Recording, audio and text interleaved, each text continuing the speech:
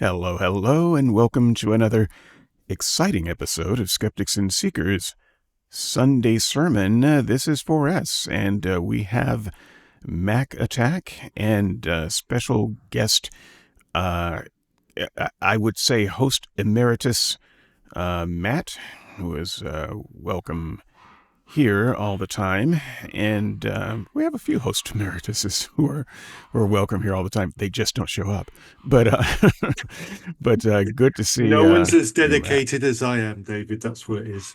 That absolutely, and evidenced by the fact that you are on video, and neither Mac or I are willing to show our faces.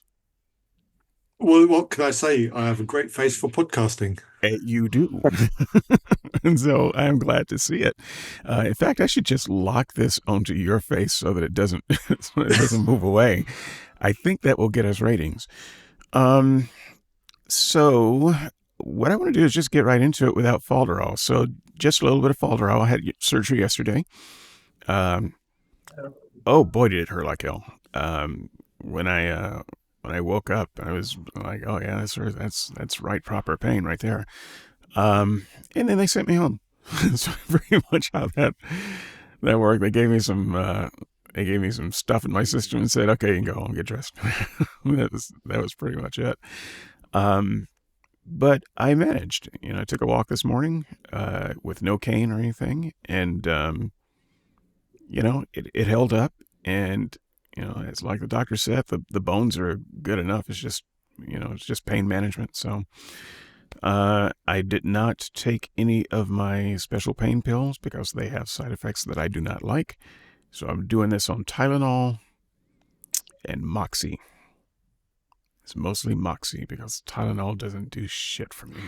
So with that, Mac Attack, I expect you to really take the upper hand in this show. This is your time now because I am impaired. But we have Matt Taylor, who is no one's pushover.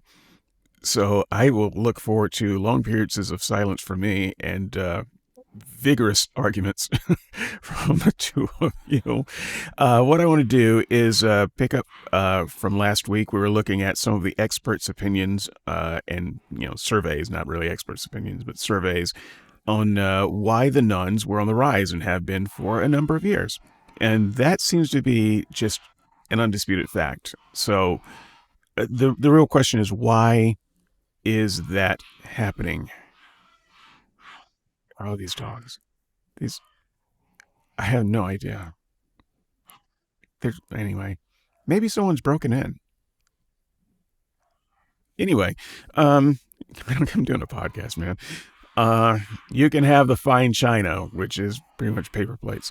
So, I have some ideas. I want to step away from the survey for a bit, although you guys are welcome to reference the surveys. I want to step away from expert opinions, and I just would love to hear from the panelists your ideas about why this is happening, because we all have different ideas and experiences. And I'm just going to start off by naming my list, and then I'm just going to open the floor. So I've written down 5 things. Some of them are overlapping, and I'm just going to rattle off those 5 things. If anybody wants to pick up on that, great. If you have some things that you want to throw in there, we can decide what we want to talk about. But we have some fodder for conversation.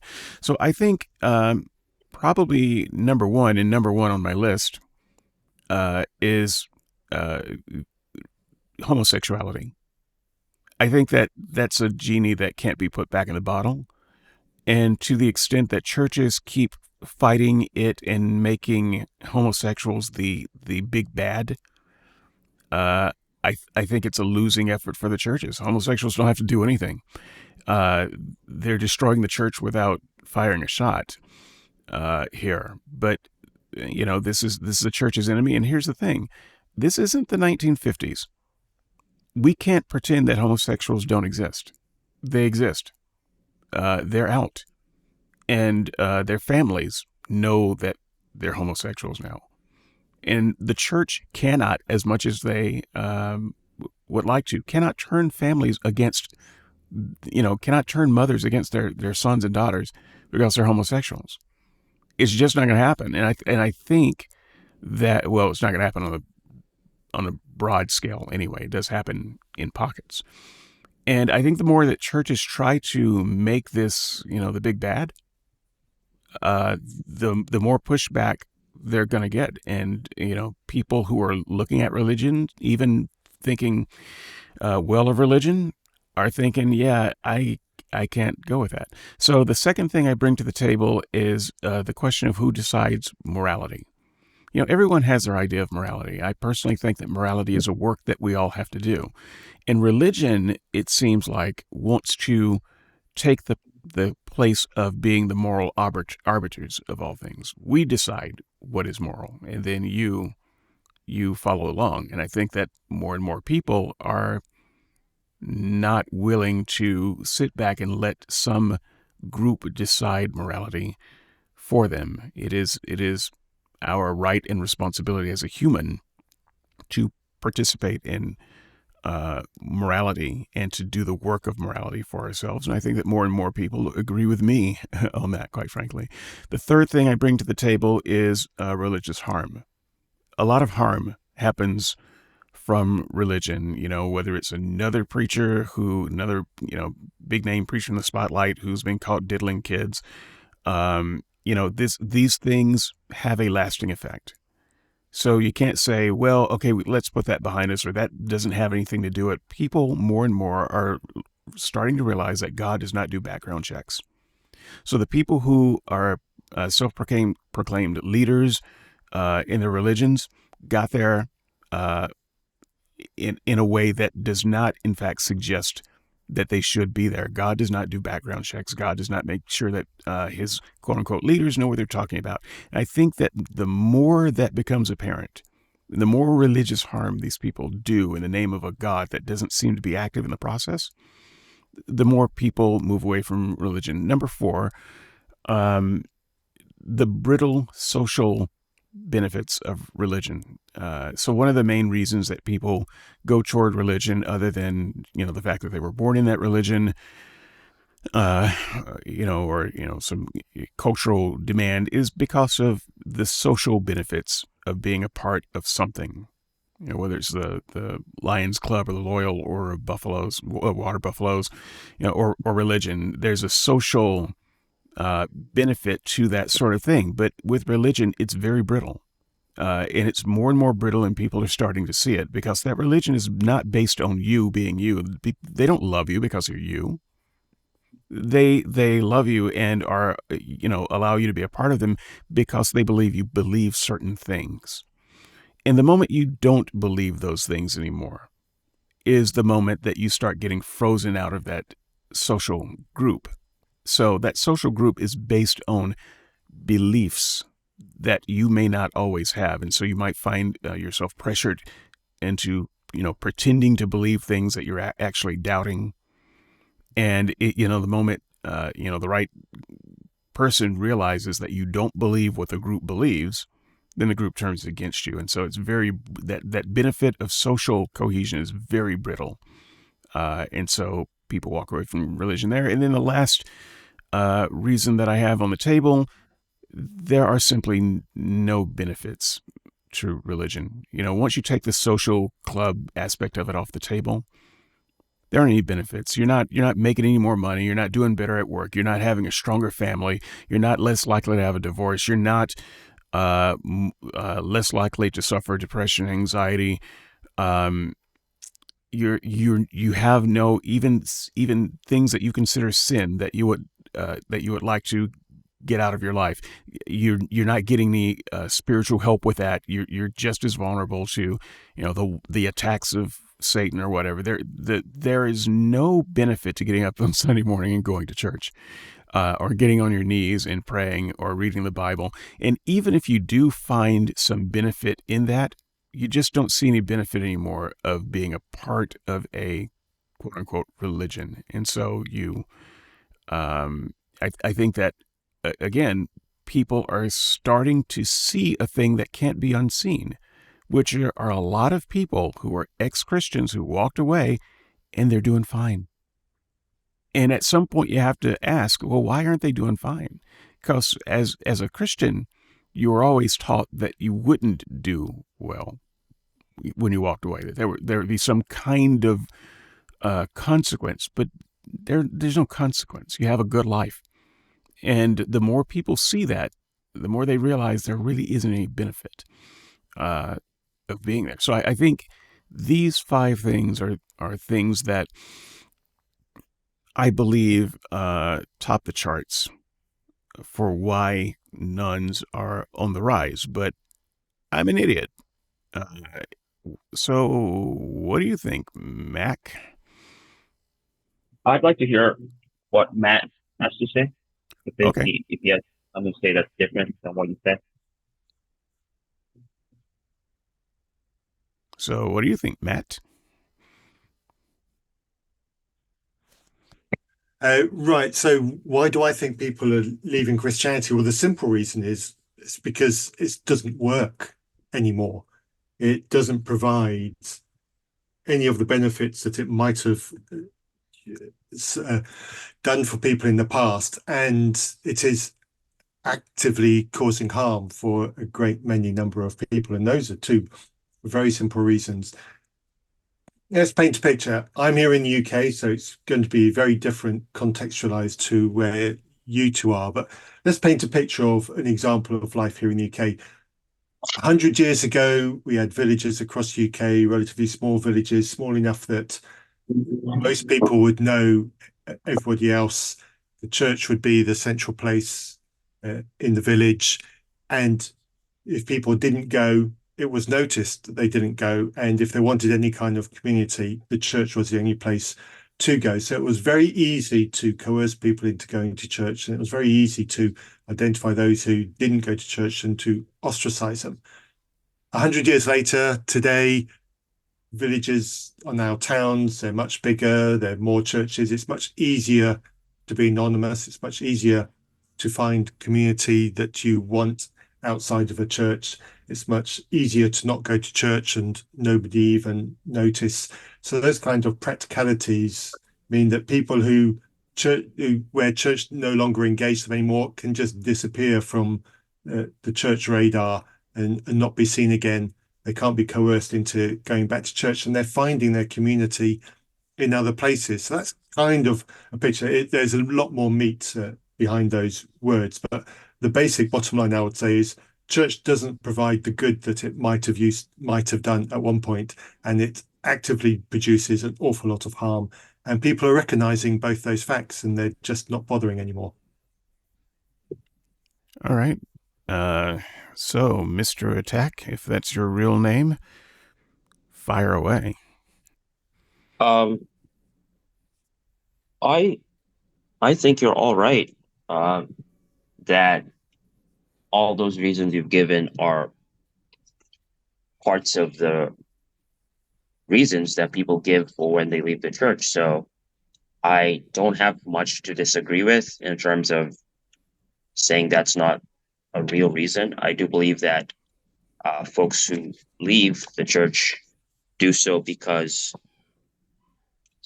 for them it used to be something that perhaps was either an extra activity in the week that they now realize they can do without, or it used to be something that was a big part of their life, and then they realize they could replace it with something else.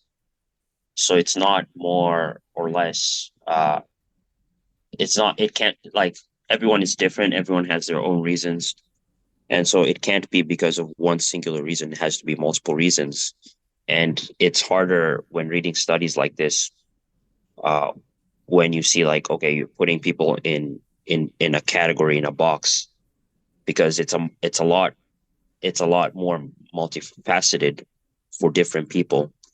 Uh, for me, from my perspective, the biggest reason that I see is that people, especially in the younger generations, are realizing that well, well, the society that we're making up is kind of like a very individualistic society, a very uh, personally focused society. Like the whole world pretty much is saying you are the one who gets to decide what's right, what's true for you. And so if that's the template that we're going off of, then it's no surprise that people are just pretty much going like even when it comes to being part of a church, like people are just very, very, very specific about what they like, what they don't like. So pretty much changing the culture based on personal preference. So before in previous generations, people used to come together as communities. That's how people used to do things together. But in an individualistic society where everyone, like you can even work from home, a new concept in human history, you're not as tempted to go out of your way to be social and to be in a community. And so church, by definition, is getting people in a community to worship God, to serve God. And a lot of people perhaps think, even Christians, like we're going to see in the study, that there are people who say that they do believe in God, but they just don't see the need of being in a community setting. And that has more to do with our society in general than it has to do with anything major changing in the theology. Yeah, so since you brought that up, it's probably worth taking a look at because you're correct in that survey, and I alluded to this last week. Being a non-religious person doesn't mean you're an atheist. In fact, the smallest group of those identifying as nuns are those who self-identify as atheists. I don't remember what the number was right now. I think it was like 17% of the nuns identify themselves as atheists. And then it was something like 22%, 22, 23, something like that, that identified as agnostic.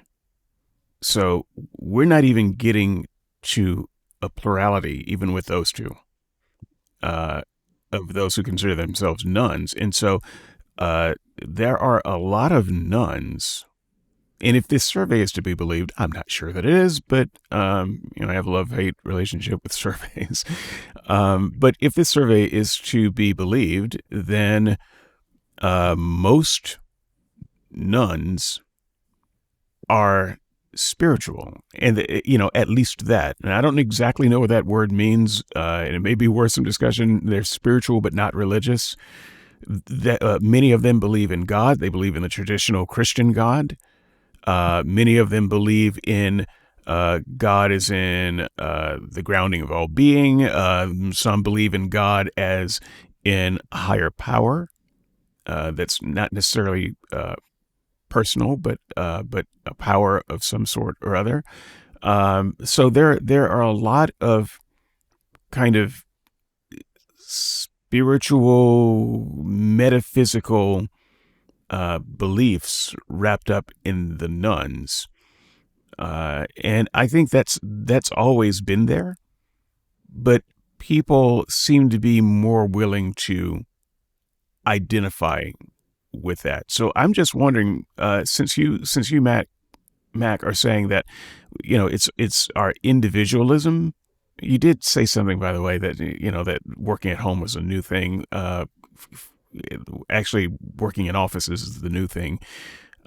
Getting a piece of land and working the land, that was the old thing. Working at home was What the I way mean we is, did it. yeah, you can work from home and work on your land. You can be a farmer, but you're not doing it, in pajamas in front of a computer screen. Well, That's what's new, even new for this generation. sure. Um, People who worked at home still got up and put on pants uh, Worked from home, I guess. every day, right? But this individualist thing, I think this has always been there, even when religion was on the rise, and so it's hard for me to understand how individualism would explain why none religion would be on the rise, because we've always had individualism here. I mean, this is part of what defines what America is. So Well, it can't be both true that it's, religion is on the rise due to individualism, and it's on decline due to individualism. Or if it can be, maybe I just need I need you to flesh that out. well, there's more individualism today than there was maybe 100 years ago. I'm sure like everyone would agree with that. Even Matt, when he was talking about villages in the UK, how uh, religion was kind of like a center of community. But the more a society grows and becomes bigger and bigger, and you have people being able to do things like getting careers that you don't necessarily have to be in contact with other people, then that eliminates the need to be in community with other people, to be in a situation where you're being challenged about your beliefs, about whatever you think about the world and all such things. So I don't think necessarily that the society becoming more individualistic is like, it's like you should ignore it. Like, it's not to be ignored, because it definitely has an impact.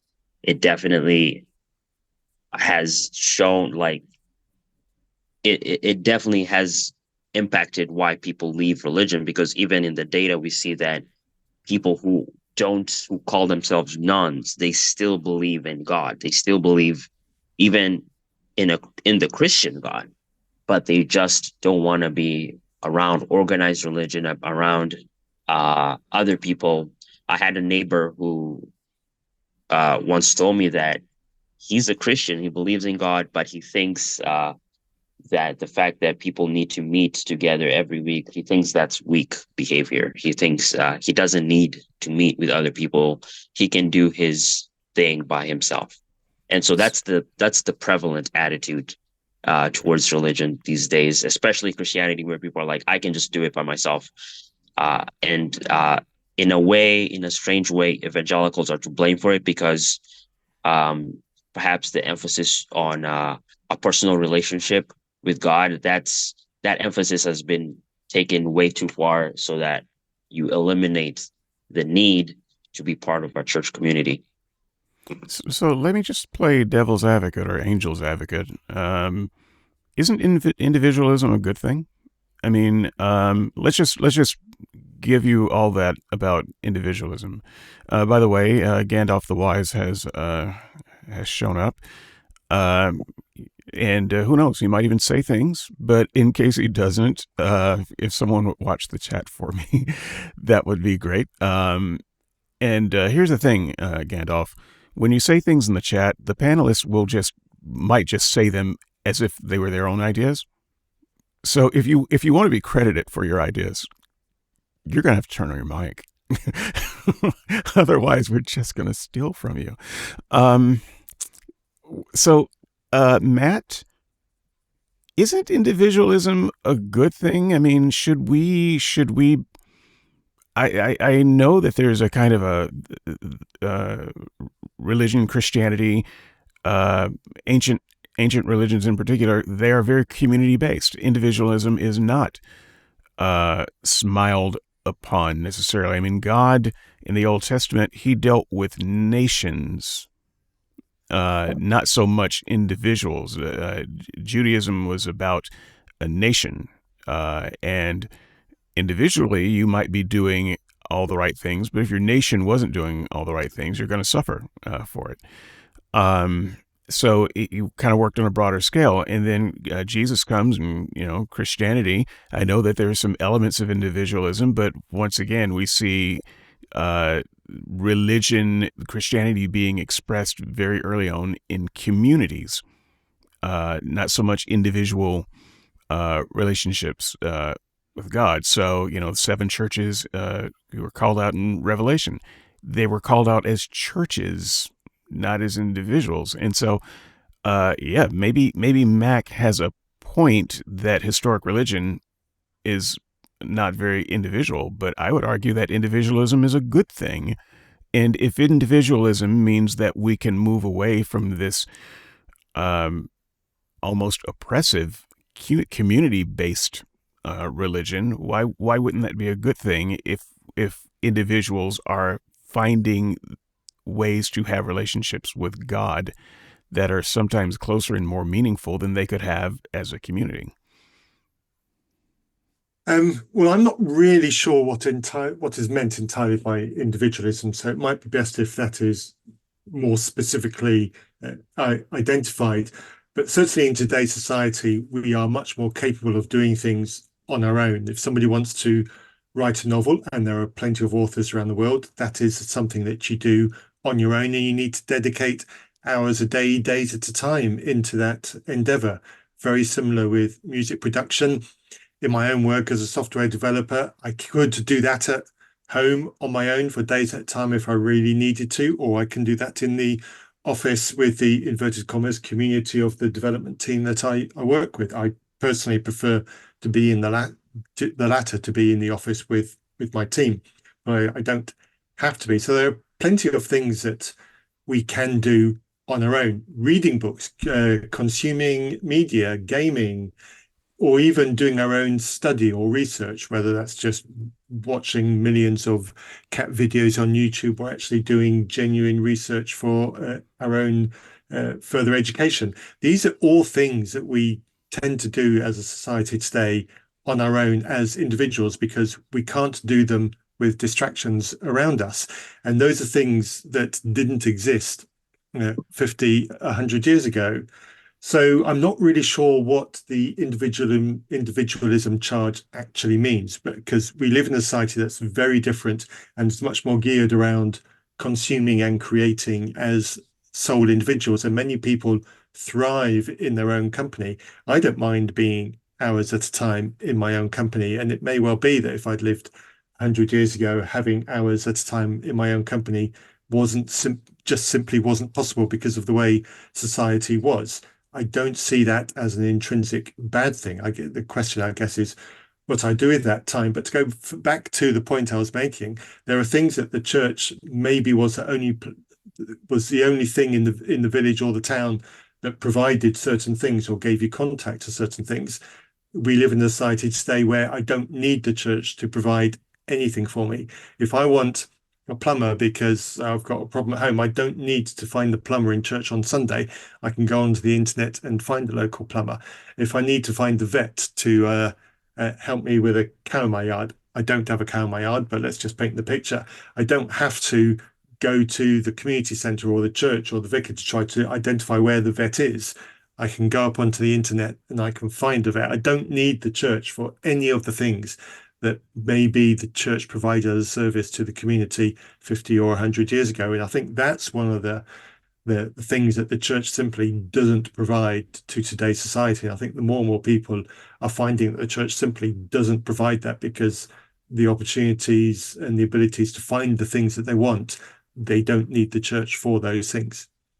So Brian Y. is on the scene, and he often pops in, but like Gandalf the Wise, often does not say anything. And so, Brian, Mac has suggested that individualism might be having a downward pressure on religion, and I suggested, yeah, okay, maybe, but isn't individualism a good thing? And so what I'm going to do is I'm going to give 5 seconds of uninterrupted silence, in which case you can make the right decision to turn on your mic and say something. Here we go.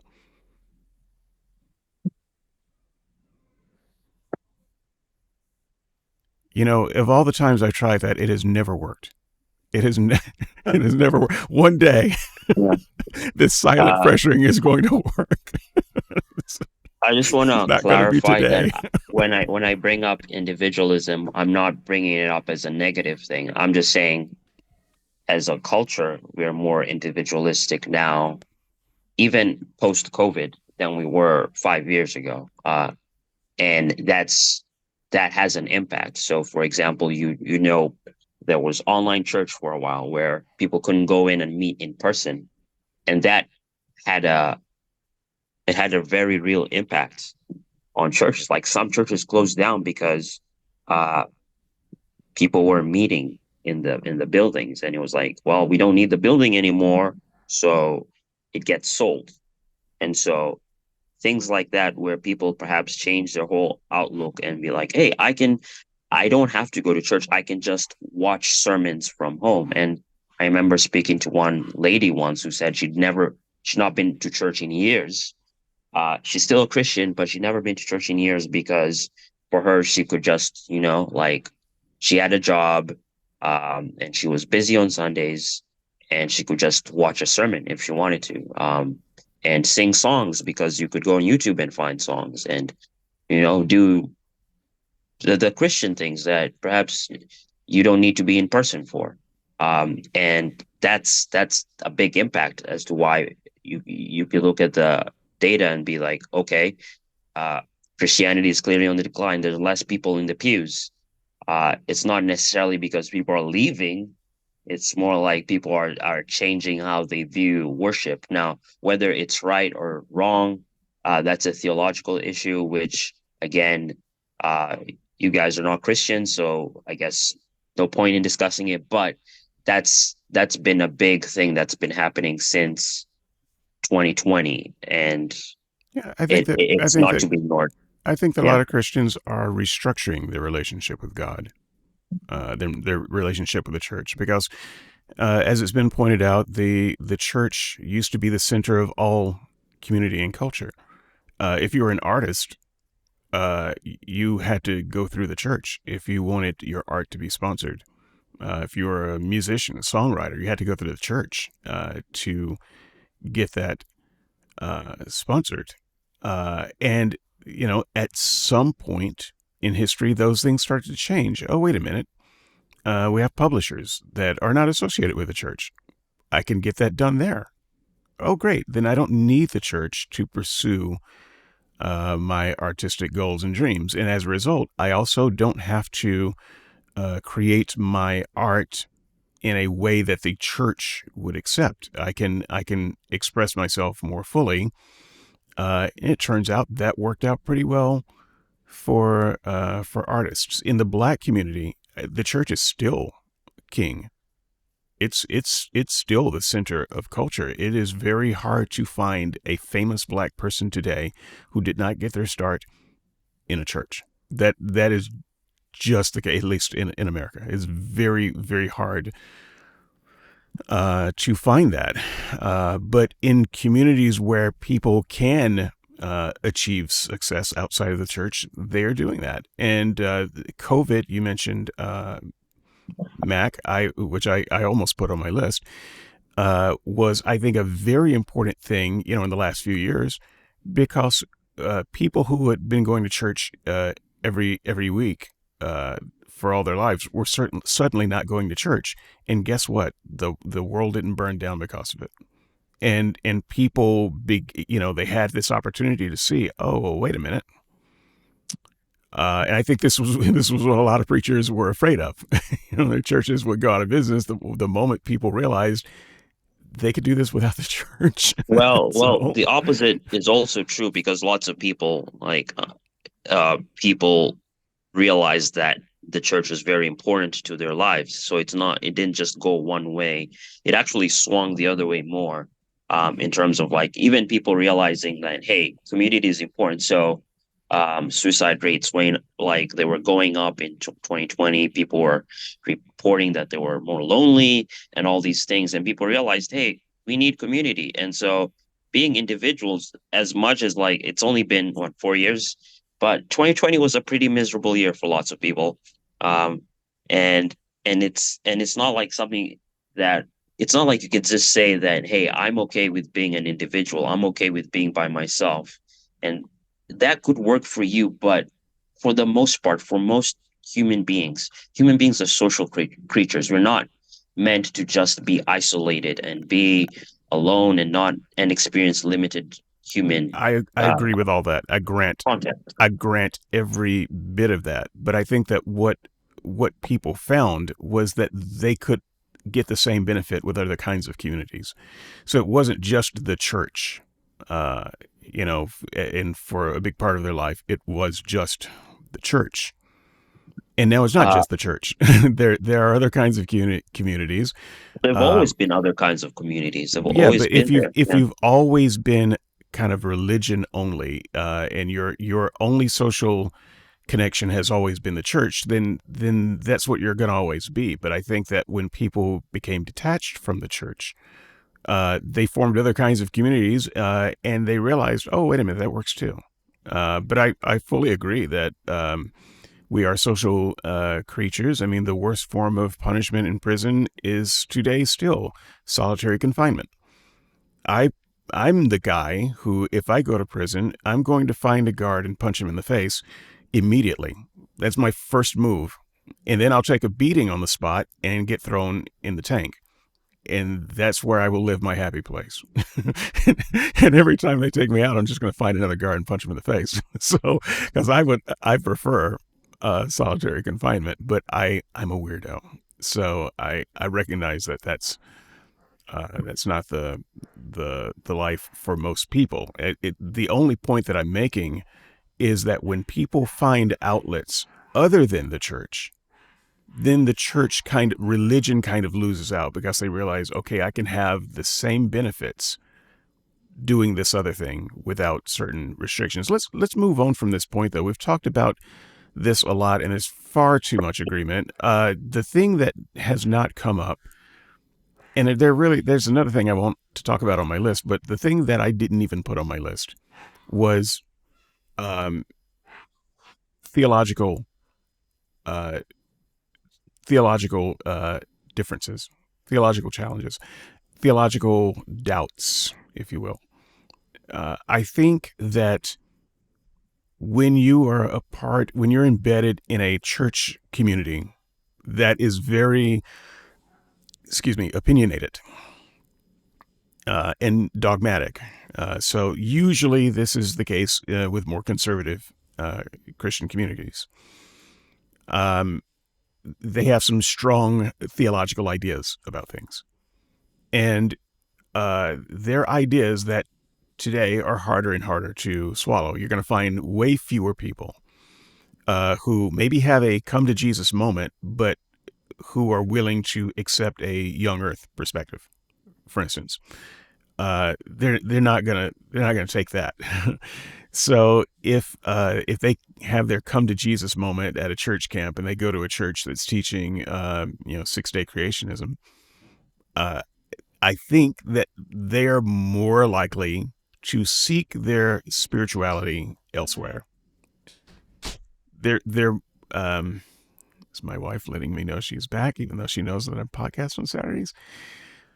It's what we do.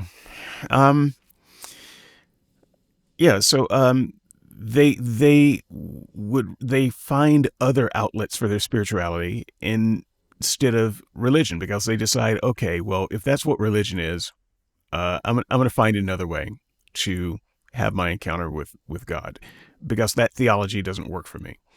And I think there are a lot of things that they encounter in the Bible when they study the questions that aren't answered properly. They look at the various theodicies for this thing and that, and they're not buying it. They're just not buying. Philosophical meandering doesn't draw people to religion. I think it pushes people away from it. And if you're telling them something that they're what is he saying? The heart cannot accept what the mind rejects. You're telling people things that the mind rejects, and that doesn't stack up with their understanding or of the Bible, or their understanding of God, or their personal sensus divinitatis with God. They still may stay spiritual and try to find some connection with God, but they're going to walk away from your church. And I think that's one of the big things that happens. I know that it happened to me for a while, even before I walked away from faith. I had to step away from church for a little bit because I was studying way harder than the preacher. And I had questions that, where the answer was, shut up. And so, that didn't make me not believe in God, but it did make me realize there's something wrong with the church. So, um, Matt, before we get back to Matt, where do you see just religious doubt and theological difficulty in this in the ranking of why people Yeah, I think why this one there are more is a little nuns? bit more nebulous. It's harder to nail down this one. And I know people disagree on whether theological differences are a valid reason to leave Christianity, or even how many people have left Christianity over theological differences. I know people have church hopped over theological differences, and I've certainly been in churches where theological differences have caused great pain and upset and caused people to move churches. I've moved churches over issues like that. And it definitely has the potential to cause great conflict. And I've seen it many, many times over weird things. I've seen people have ridiculous arguments over whether or not you can be a true Christian and not have the gift of speaking in tongues. I mean, it's just insane to think that people have literally lost friendships over a subject like that. But there's something rotten about Christianity that brings out this kind of I'm going to use the word fundamental, and it's probably the wrong word, but people will make a point and they'll stick rigidly, fundamentally even to that point. So I don't mean fundamentalist Christianity. I mean people make a theological point and be very fundamental about that point and believe that they're right and anybody who disagrees with them is wrong. And Dogmatic, I think, is the word you're looking that's for. probably the right word. Yes, thank you, David.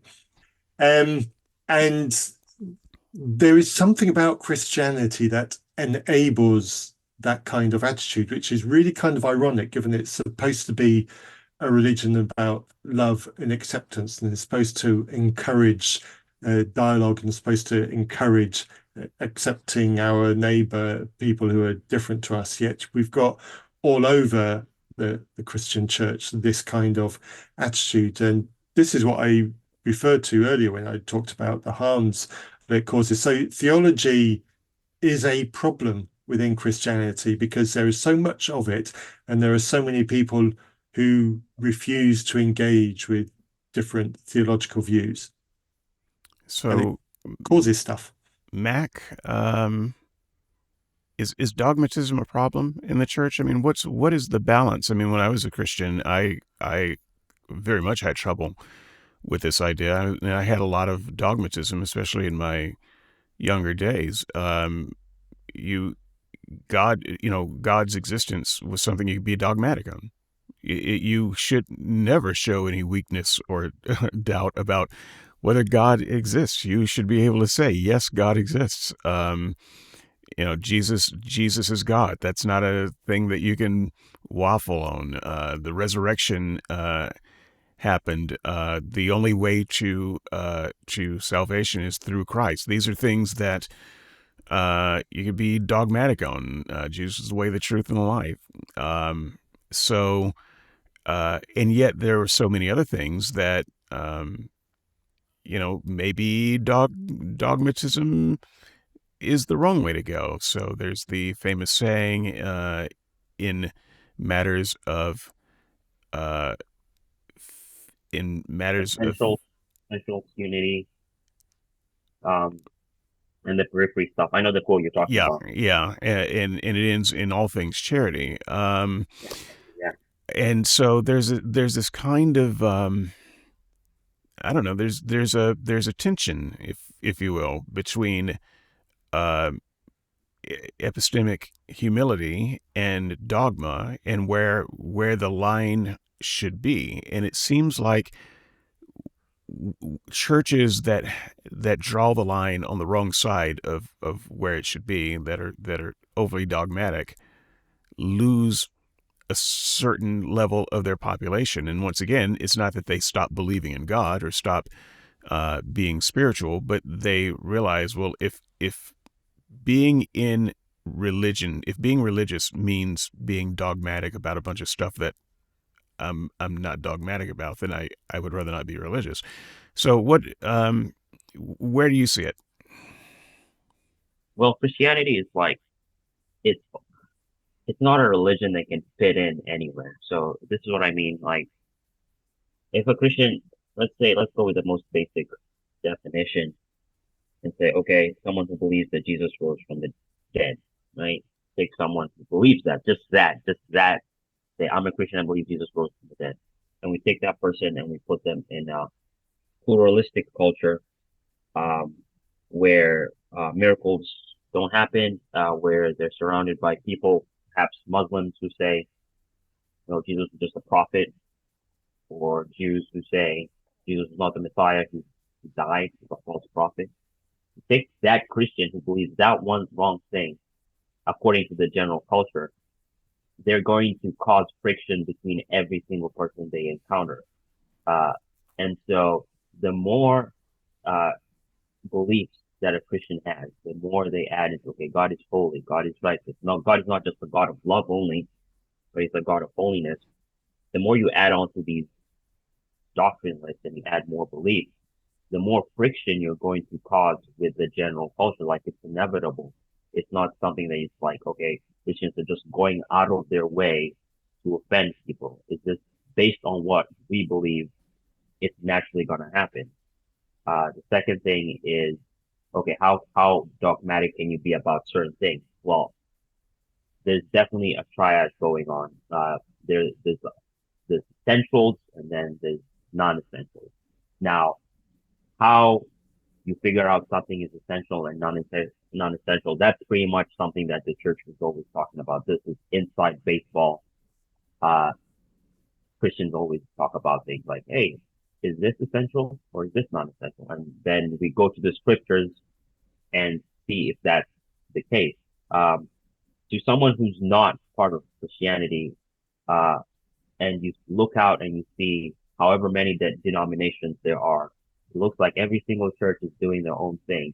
It looks like disunity, but that's not how Christians see it. Now, I'm going to acknowledge that there are some denominations, some Christians who say, if you're not part of our own, very own specific church, then you are not a Christian. Now, those guys are on the periphery. They're not the majority, but they tend to be the ones who get the most airtime, the most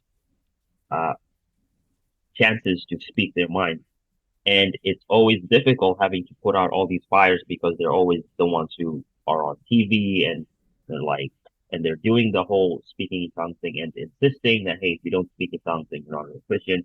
And someone who doesn't know Christianity, perhaps, has no idea what it's about and sees that that's the most public form of it, to be tempted to think that that's what Christianity is. And so, again, there's too many cliches about what Christianity is, or Christianity is about loving your neighbor, or Christianity is about loving people. Christianity is about this, about that.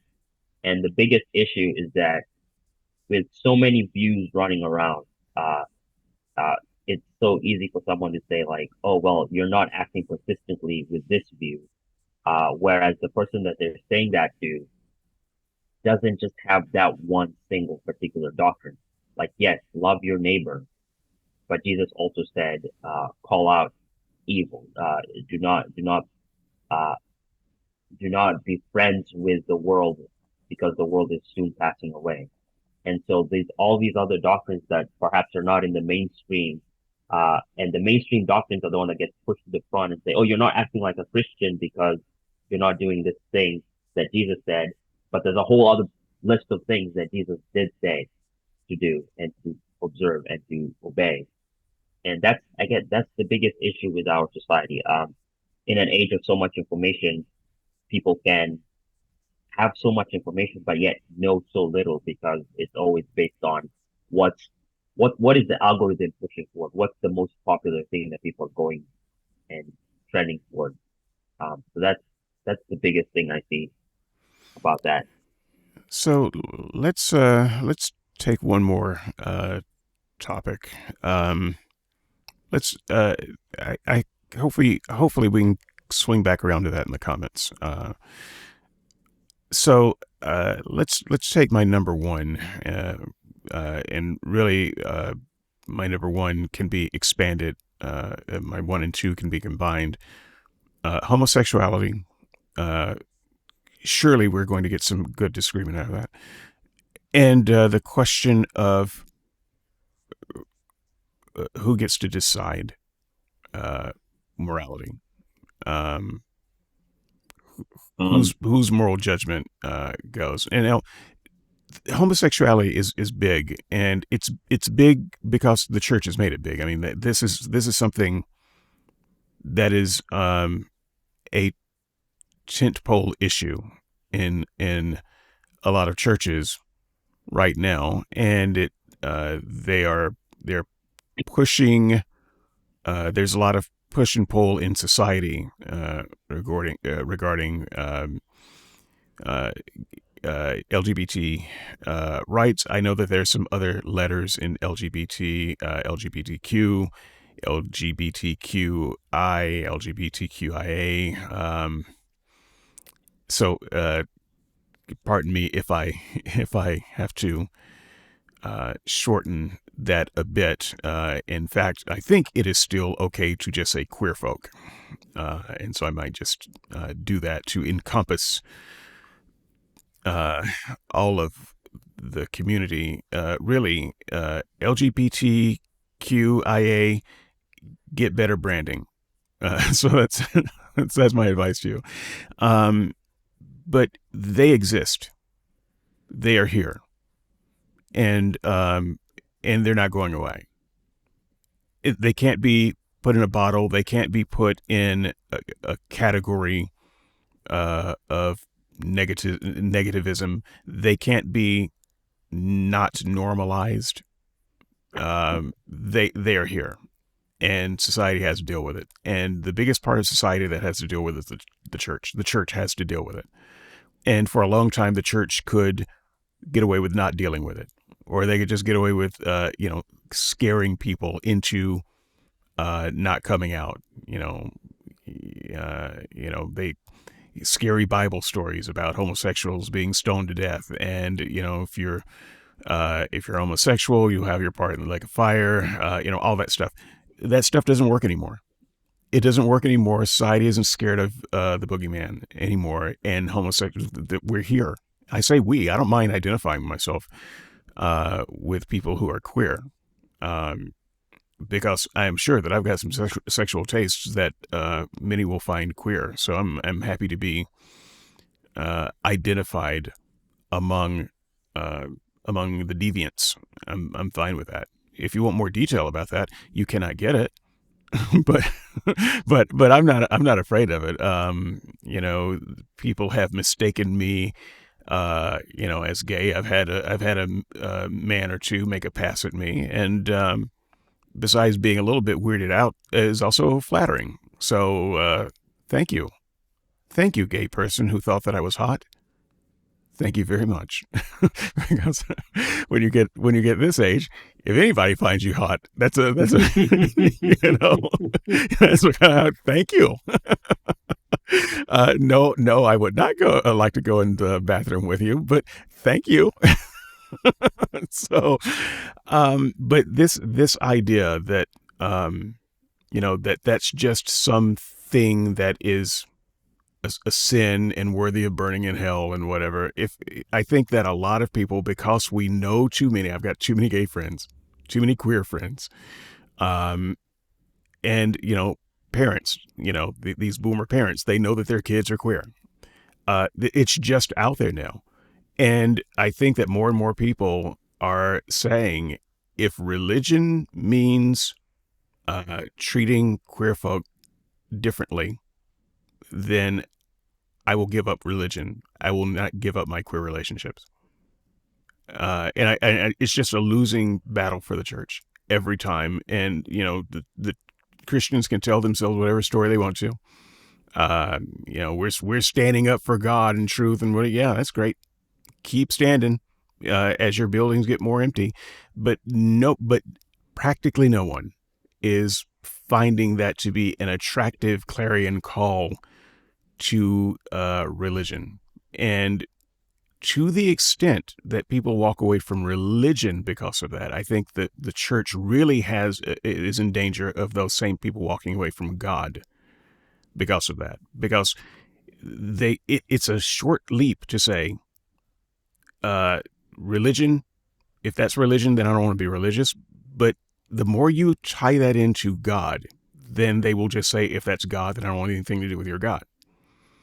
And there's simply no way to come back from that, in my opinion. And so I think that the more queer folk become the target of the church, the boogeyman, the more people get driven away from religion, because the more people are out, and like it or not, it's normal, it's normalized, and your fights against normalizing it are just going to lose you more members. So, that's really all I have to say about that. So I invite some vigorous discussion between the two people left who have not said anything about that. I've got personal experience of this. More than 30 years ago, my wife and I had a very good friend. We were all part of the same church social group. And he came out to us privately as gay. And we didn't react very well to that. And as a result of that, we lost that friendship and remained in our church community. And we've not seen this individual for 30 years. He's completely dropped off the radar. We have no way of contacting him. He was a very good friend to us. We considered him our best friend. We let him down on a very personal level when he needed us and needed our friendship. And we prioritized our Christian faith over that friendship. And 30 years later, we still feel regret over that. We wish we could undo it, and we have no way of undoing that. And we live every day with the knowledge that we betrayed a friend when he needed us the most. And this is the secret, unspoken cost of being part of a church. A church community makes demands of you, and the demands is that you adhere to a certain code of conduct. And my wife and I adhered to that code of conduct, and it cost us deeply, and it cost us personally. And I cannot forgive Christianity for doing that to me. Just to talk about some things that you mentioned, David. I think what you said, unfortunately, is the mainstream view, that it's the church against the world instead of the world against the church. So I posted, and no one, not a single person, I posted on the forum 2 posts that detail how the LGBT movement kind of got its wheels underneath it from the 60s all the way to present day. And in those studies, like, you could see that there's been a concerted effort and push to get the LGBT agenda, I know you hate this word, to get the LGBT agenda to become mainstream. And that came about in 3 waves. First wave was to get the public to, in a sense, be used to it, to be normalized, be like, okay, well, to go from, okay, not thinking about it to thinking about it. Second wave was to get it. So it's not just enough to be, to have like an opinion that it exists. Now you have to support it. And then the third wave is that anyone who does not support it is on the wrong side of history. So when it comes to the issue of homosexuality and how people talk about the church, and even as we've just heard, like, people say, well, it's the church's fault for how I reacted or what I did. And it always just feels like, in a real way, that people are passing off blame perhaps where it shouldn't go. So, when it comes to how people see other human beings, the Bible teaches that all humans are made in the image of God. That's that's one of the primary doctrines. So if someone says, "Oh, homosexual people are less," or like they're subhuman, or they're not really people, then you can know that that person is not going by what the Bible teaches about how people really are. Every human being is made in the image of God. Uh, and so it's not even the majority view among Christians that LGBTism is wrong. That's today, that it's a sin. People don't think that. And the biggest challenge perhaps is when someone does say, well, it is a sin. And that's interpreted as being like, you're saying I'm not a human being. You're saying I'm not a person.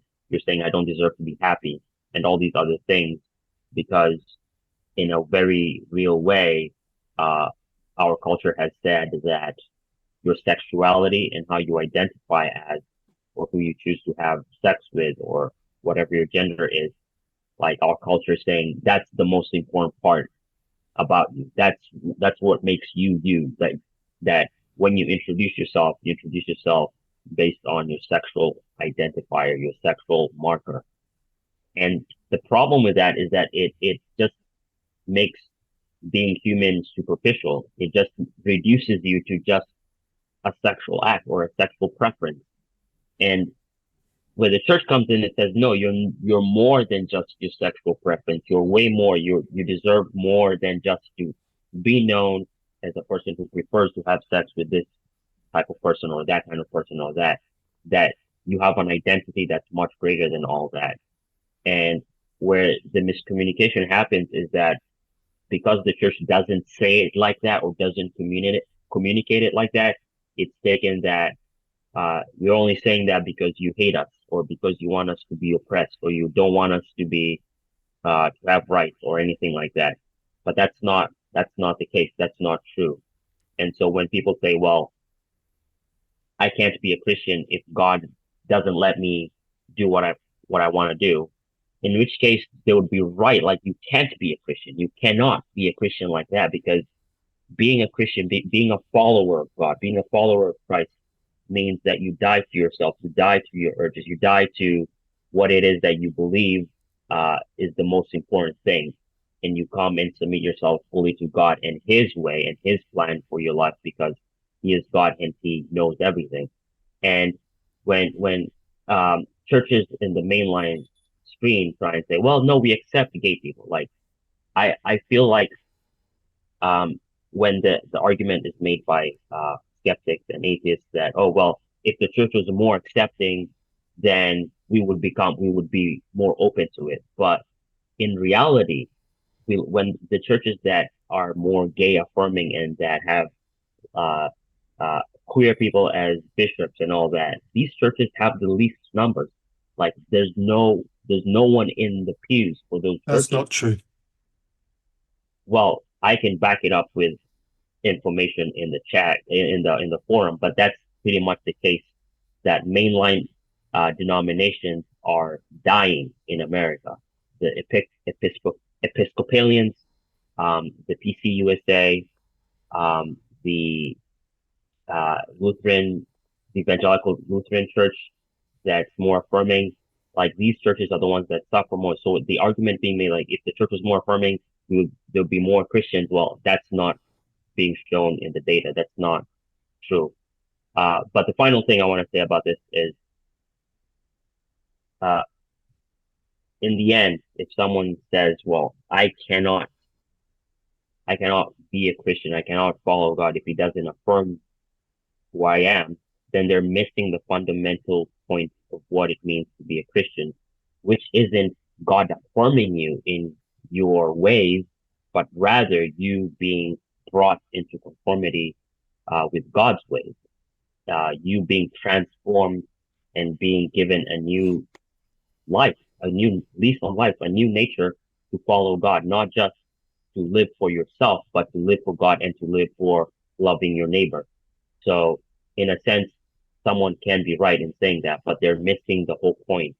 And that's why when people leave and say, well, I joined the church and I left because, well, they weren't affirming me, then yeah, you're not supposed to be affirmed in your identity. You're supposed to be affirmed in God's identity, Christ's identity, because being a Christian is about being conformed to the image of Jesus Christ. It's not about being conformed to the pattern of the world. So I'm gonna have to get up and take some meds, and so I'm gonna have to come back and listen to this next part of the show where you and Matt have a fist fight. Um, but I will come back. But I just wanted to touch on you mentioned that you dropped some things in the comments. I saw them.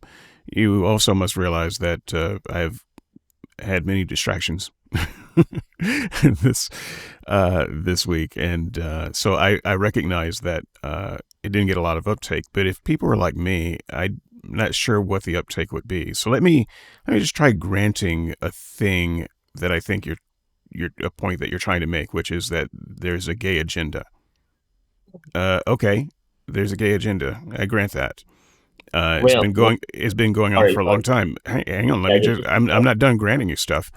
No, I want to grant even more because the reason that I had so much vitriol on the forum was because you were saying no such thing exists. No, I wasn't. I never said that.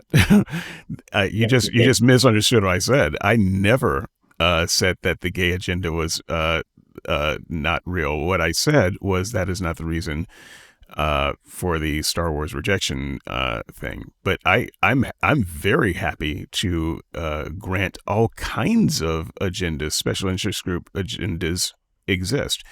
And I don't deny that there's a gay agenda. Of course there's a gay agenda. I could probably give you as much history about it as you can.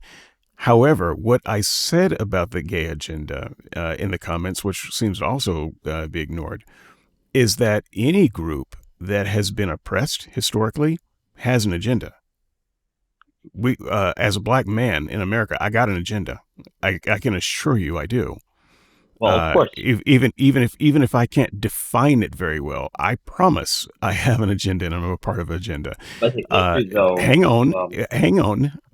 Women in America have an agenda. Feminism is an agenda, but it's an agenda for a reason. They haven't been, all that long considered full humans any more than black men. So I assure you we got an agenda that reaches back a long time. You can go back to, the civil rights, and people were saying the same thing about black people, the black agenda, and they're trying to become normalized, and they're trying to make people accept them. And, the same things were said then. All true, by the way, all a part of an agenda. This goes back, though, to the fact that gay people haven't been just persecuted and shouted down and silenced and made to pretend like they weren't there. Okay, this is part of where it starts. They were killed. They were murdered, and it was fine. There were countries where if you were found out to be gay, you would not just lose your job, but you could be killed. So you bet that there is a long-term agenda to get that turned around. And we can go back even further than some of the worst days in England. We can go all the way back to ancient Judaism, where in their sacred texts, gay people, if had to be put to death. The God who made them says that if you are broken in this way, the community is to murder you. Okay, so I would say, as a queer person, that if that is what your God believes, if that's what your God ever believed about anyone who is like me because they were like me, then I reject your God. I reject your religion. I reject your God. And even if your God isn't telling you to kill me today, that's what he thought. He probably still hasn't changed his mind. He's just going to kill me later. Yes, there is an agenda, first of all, to stop pretending that we're not there, that this is where the normalization comes in. Yes, normalize. Gay people should be seen in commercials being happy. Because they're gay people in real lives being happy. So they should be seen. Gay people teach schools. They run businesses. They probably lead nations. They should be recognized. It's like whitewashing America, pretending like the Chinese didn't build the infrastructure of this country. Yeah, they did. They should be normalized. They should be accepted. Full acceptance. You bet that's the next step. Because I'm a full citizen, queer or not queer, or whatever brand of queer you think that would imply. I'm a full citizen, and if you do not accept me, I have a fight. And I'm going to keep fighting until I make you accept me. By force of law, that I get accepted as an equal and treated as an equal. You better believe that's a part of my agenda. It's a good agenda. I was commenting on the podcast, the short that you released, where you did say that, like, I listened to it at least 5 times to make sure that I wasn't misrepresenting you. But now you've clarified. But based on what you said on that podcast, you pretty much said like, oh, this thing is an LGBT agenda. It sounds like a Marvel villain thing that you make up to try and villainize people. Right? Like that's, you said that. Yes, right? I did say that. But yes, that did have a particular context. But what I basically said on the board was a very much shorter version of what I'm saying right here, which is, you bet they have an agenda. They have an agenda to be alive. They have to not be persecuted. They have an agenda to be accepted as full human beings with full rights and not second-class citizens. This is a part of the agenda. That's I have zero problem with that, because all humans, again, are created in the image of God. Everyone is worthy of dignity and respect because they bear the image of God. And so that's not something that's controversial, so to speak. The thing that's controversial is that a lot of people say that, oh, well, this is just happening naturally. It's just culture's moving that way organically, and you're just the one who's like pushing against it, when actually what we're seeing is that there are people who are working behind the scenes, and they're working very hard to not be in front of the scenes But I would actually consider that organic, because that's the way of things. And so in the same way that we have the toppling of Roe versus Wade, that was an organized movement that was 50 years in the making. And we can track the very strategic steps that people took to finally get that win. That win didn't happen overnight. It wasn't what you would call organic. It was an agenda, if you will, a very successful agenda. It wasn't even successful, honestly. But the thing is that in terms of the LGBT community getting its mainstream shine, if you want to call it that, that is not something that's happening because society at large is deciding this is the way to go. Rather, it's a few individuals who are making that push, and they're being very forceful. And that's how movements start. No, because yes, it does. No, it starts all the way back in ancient Judaism when homosexuals were murdered. And that went on through Christianity and went on through Christian societies. And you bet there has been a long-term, hard-fought agenda to make that stop. And then it's not just to make that stop, to recognize that we are here. And not just to recognize that we are here, but to grant us the same full human rights that everyone else has. That is an agenda, and it has been going on for a long time. I support it. It is what I would say, in short, is the agenda to not be killed. Okay, when you, I'm sorry, you said you go for a second, but before you go, could I ask, what human rights do you believe are being withheld from LGBT people today? Well, one that was very hard fought for, and they're still fighting for it, even though it's law, is the right to marry. So that's a human right. That's not a Christian right. That's a human right. Right. and one that Christians Not don't the control or own. And so I would say that queer folks have that right, had to fight for that right as a part of an agenda, if you will. And they're still having to fight for it because Christians are pushing back and saying, "Yeah, well, you may have the right to marry, but I'm the clerk, and I've got the right to not sign your damn papers." So Well, that's but it's law. So okay. maybe So look, I'm not I any. I honestly do have to get off. I honestly do have to take some medicine. So look, you guys continue to talk. I'm not going to turn this off. And when I come back, I will come back quietly. In fact, I'm going to Okay. mute my Yeah, microphone yeah, so that you do not hear me scream. So yeah. You should. take it away, Um, gentlemen. yeah. So just to finish with what I was mentioning before, it's not that Christians hate homosexuals or they want them dead. Although it's being said like, oh well, once upon a time God wanted to murder LGBT people, and it's a sense like, well, in a sense, everyone is under the curse of death. So the wages of sin is death, and so any sin that anyone commits, anyone who's born, has that looming over their head. And the biggest thing with our society, our culture, is people just want to push this narrative that if you're not for us, then you want us dead, or you want us hurting, or you want us to be in pain. And that's simply not true. Like, the world is pretty much uh, always going to come up with this idea that the church is persecuting uh, people by simply not affirming them, not say, okay, well, I I I simply don't understand how that is the case, where not affirming someone in a specific action means that you hate them and you think that they're less than human. So you said sin. What is it that a gay person does? What is it about a gay person that makes them a sinner? So First Corinthians 5 says that you're not supposed to, like, as a Christian, I cannot judge those who are outside of the church.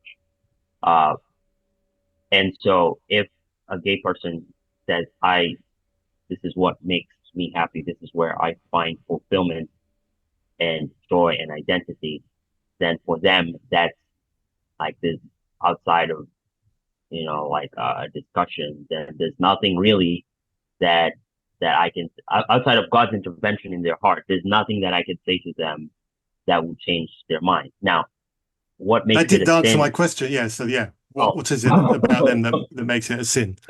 yeah, just about to answer the question. Um, what makes it a sin?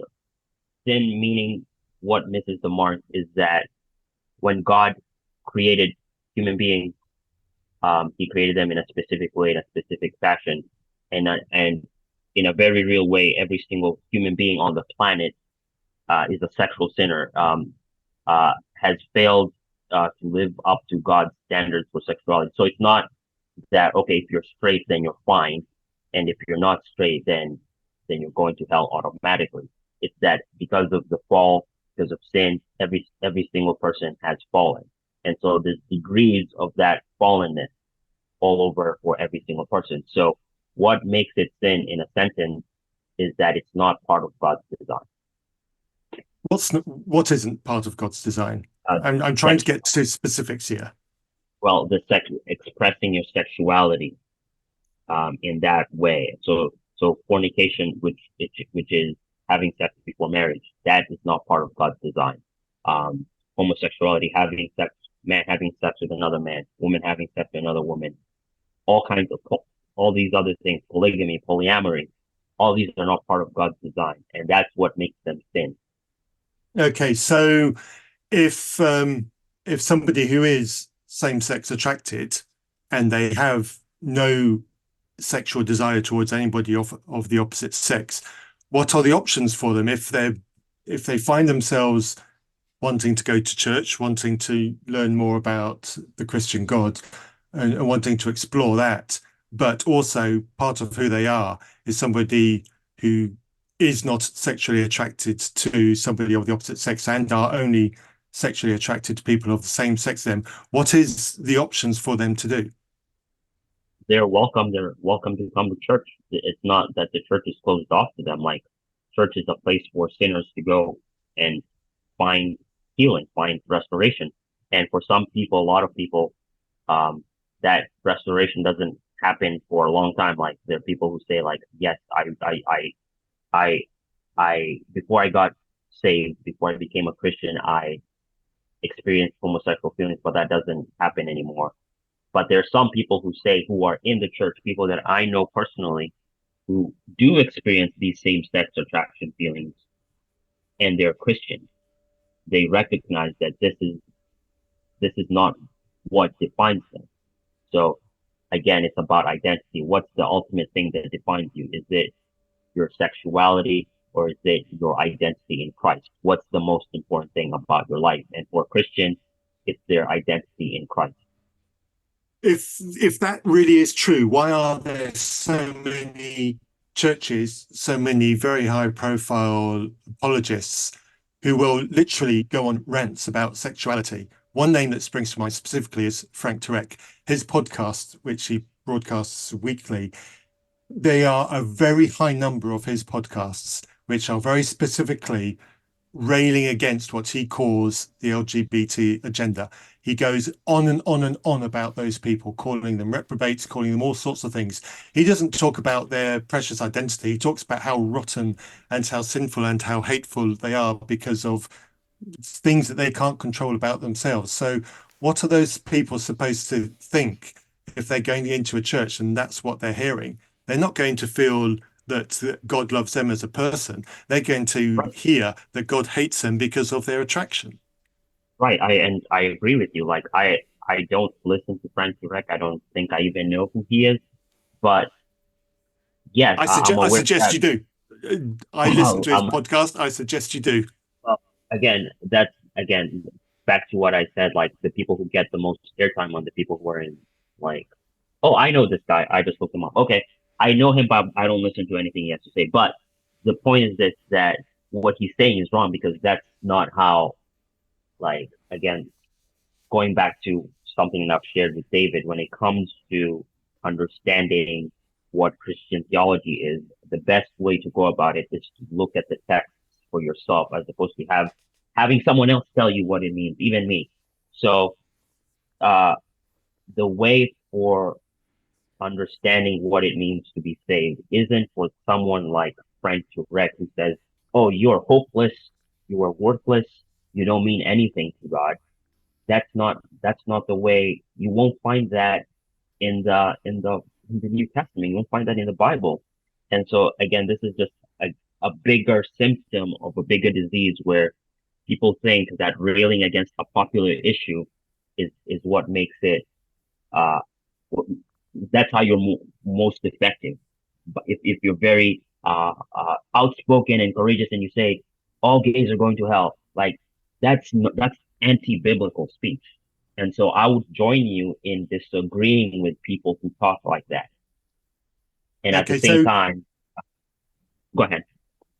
But we have a situation here, and I'm going to talk more specifically about the UK, because this is where I am and I know the UK best. Because in the UK, it's legal now for people who are same-sex attracted to marry who they love. They're no longer in a scenario which, led by the churches, I hasten to add, years ago, where people who are gay were forced to if they wanted to marry somebody of the opposite sex. They had no choice in the matter. Now, I've got an example of that in my own family. And now we've had a change in the law, and it is now legal for people to be able to marry who they love, even if they are of the same gender. Now, what we also have in the UK is we have a situation where the most common place to marry is in a church. I mean, we have other places that are licensed to marry, but we have places in the church. Churches are the most common place to marry. They're just simply more numerous. And so in terms of registered places to legally marry, the churches are the most common. And so if these people want to marry, often the church is literally the only choice to have. Okay, it's changing now, but that used to be the case anyway. And so the church would have the right. I say right. The churches would often refuse to marry these people. Okay, they wouldn't give them the same respect that they would anybody else, even though it was legal.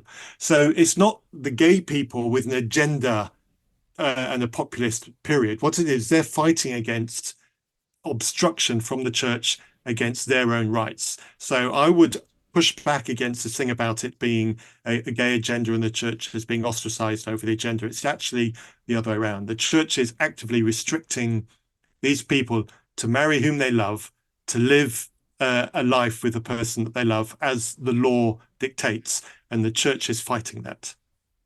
Well, again, this comes into an issue of like personal liberties and everything. So if a church like I just want to get your opinion on this. You're saying if a church has convictions about what marriage is, right? Is it your opinion that the government should be able to come in and say, no, you're gonna do this thing that we want you to do? It's my opinion that the government decides what a marriage is, and the church should follow that. So if the government changes its mind 50 years from now and says, actually, we were wrong about that, would that still be valid? That would be a problem. And I would, if I'm still alive in 50 years' time, and that is a genuine thing that happens, I would campaign against it. But And then there are certainly Christians in this country, in the UK, who would do that. There are Christians in the UK who campaigned heavily against the legalization of same-sex marriage. right, but then you see, then it becomes a question of, okay, it's simply if you agree with the government, then you're going to think that the government has the authority to endorse something. But if you disagree with it, you think the government is being tyrannical. So it can't, like, my I point didn't is say that that. I didn't say that. You know, the government makes the laws. Well, yeah, the government makes the laws, but if the government made a law that you thought was immoral, you wouldn't obey the government, right? I didn't say that. I said I would campaign against it. You'd come, okay. Well, then my question then is, what's wrong with Christians doing what you think is like? What's the problem with Christians campaigning against something that they believe is wrong for the government to do? Is there something wrong with it? Not necessarily, not in and of itself, but just by way of to try to share my point, rephrase your question, but instead of saying gay, say black. Why? Wait. My question. Yeah, I know. No, my question. No, I'm trying to remember what my question. My question was that if the government is enforcing something that you believe is wrong, and if again, I should say that I'm coming from this from a perspective where there's no God, there's no such thing as a God. It's all made up. I'm coming from the perspective like, okay, the government, the people who are in power are the ones who decide what's right. And if it's okay to be against the government, if they enforce something that you don't like, why is it wrong for someone else to do the exact same thing? So yeah, with black people, you had people being oppressed, and there were people who were against it, and there were people who were for it. Now, eventually, the tides switched, right? And so, again, back to the question I was asking, was that if 50 years from now the government switches sides, then you would be justified in protesting, in saying, well, I don't agree with this. And so why is it wrong for Christians to do that now, when it would be okay for you to do if it happened later? It's not wrong to protest for something that you believe in.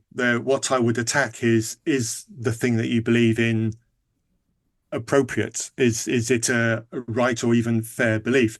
And I think that denying people the right to marry whom they love, even if it is somebody of the same gender, I would say that is wrong. And the reason why I think it is wrong is because you are denying some people a basic act that you are allowing others to have.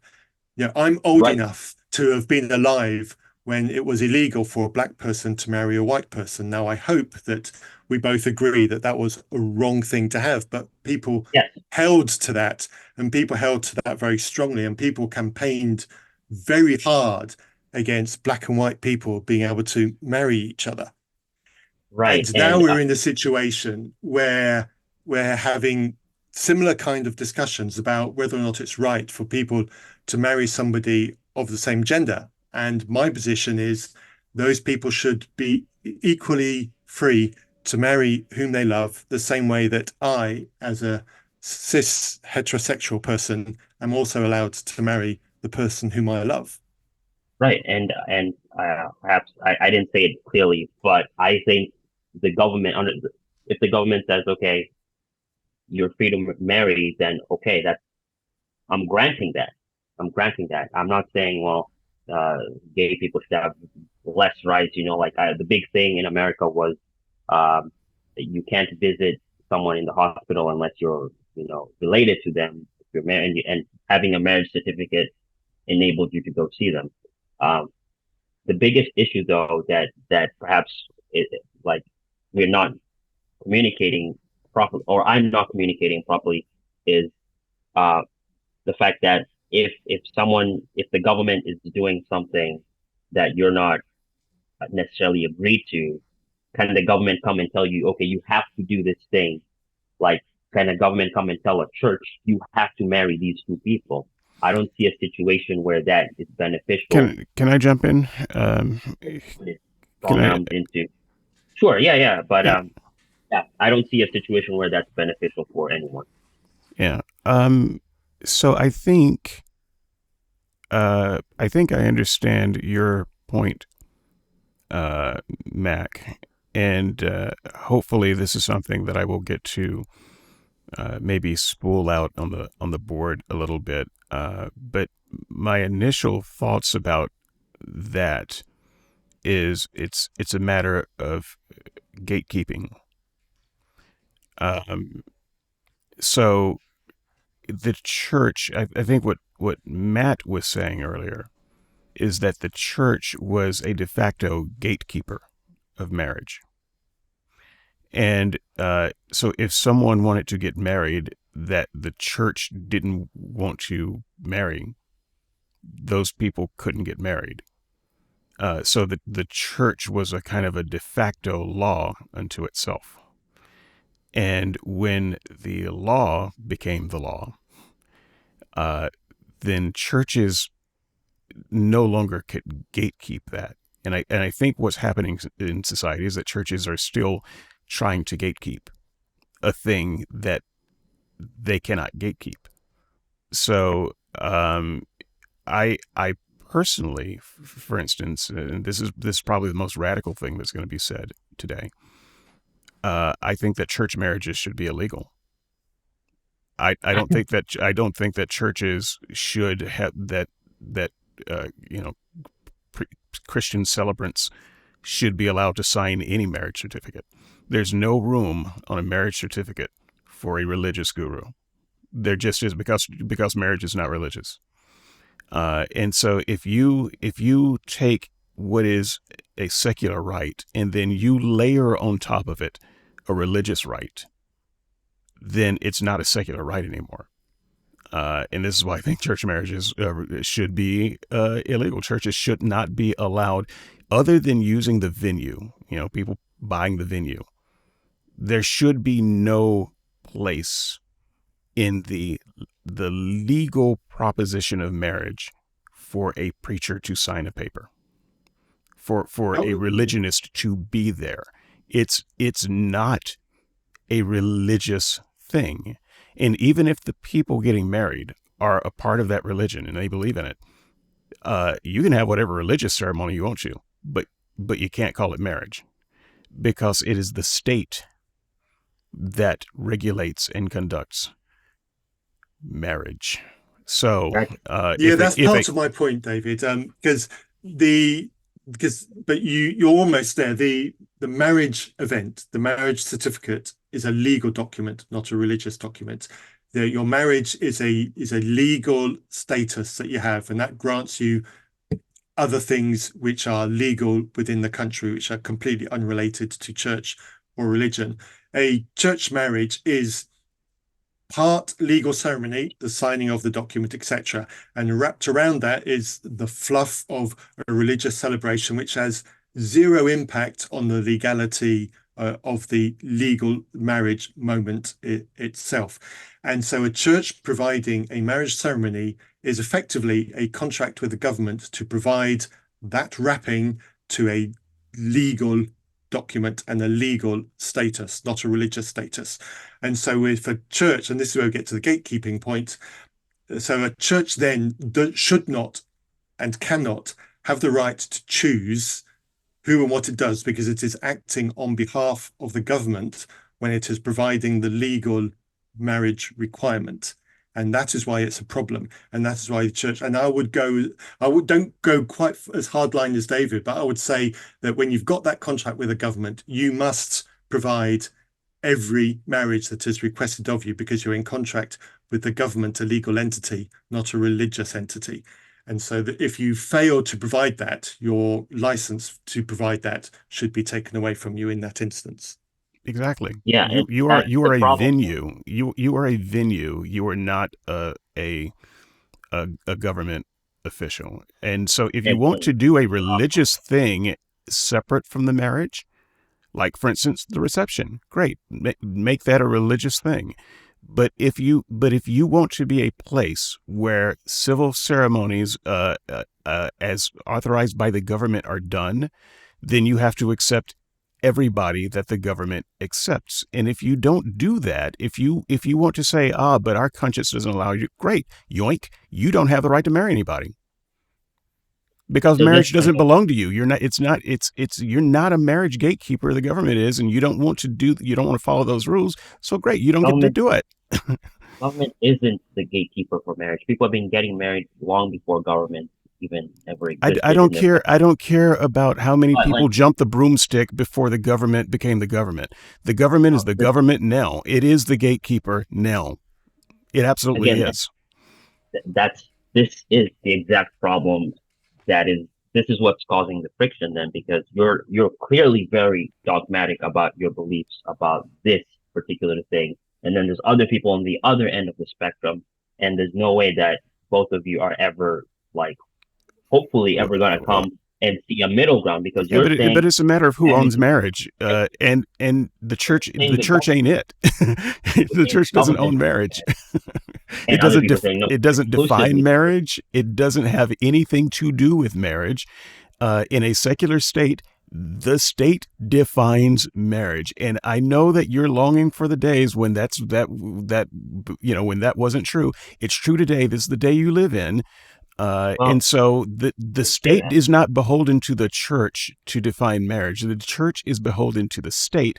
And if the church doesn't want to recognize what marriage is, then the church should no longer have the right to conduct it. Right. And so if you're talking about other people getting rights, then you have other people getting their rights stripped away. In this case, there's no rights being stripped away. The church doesn't have a right. The church doesn't have a right with regard to marriage. It doesn't have it. It's not being stripped away. They don't have it. You're saying the government should have more power than it currently has.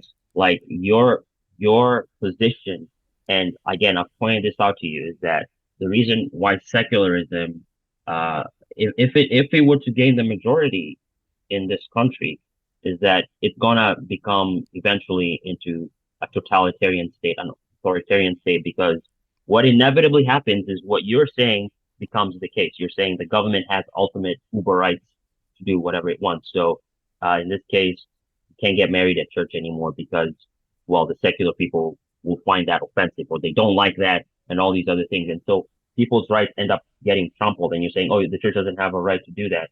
Well, the church doesn't. What rights are you losing? Wait, can I finish, Matthew? All right. Yeah, but that is the exact question that I've been wanting to ask too. What are the rights? I'm trying to answer right now. In a secular state, right?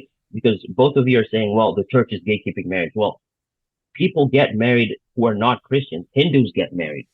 Muslims get married. Buddhists get married. And they all have their own separate ceremonies. So it's not like the church is the only entity that's gatekeeping marriage, saying we're the only ones who are allowed to marry everyone else's marriage is illegitimate. That's not true. It's not true to say that Muslim marriages are illegitimate or Buddhist marriages are illegitimate. The There is problem, no though, is such saying thing as a that Muslim marriage. There is no such thing as a Buddhist marriage. There is a such thing as marriage. And the state defines that. Muslims can get married, Buddhists can it get is married, Hindus can get married. There is no such thing as a Muslim marriage. There's no such thing as a Christian marriage. you're interrupting, David. Okay, well, I I'm wasn't just challenging your fundamental thesis here. I'm It not doesn't even saying exist.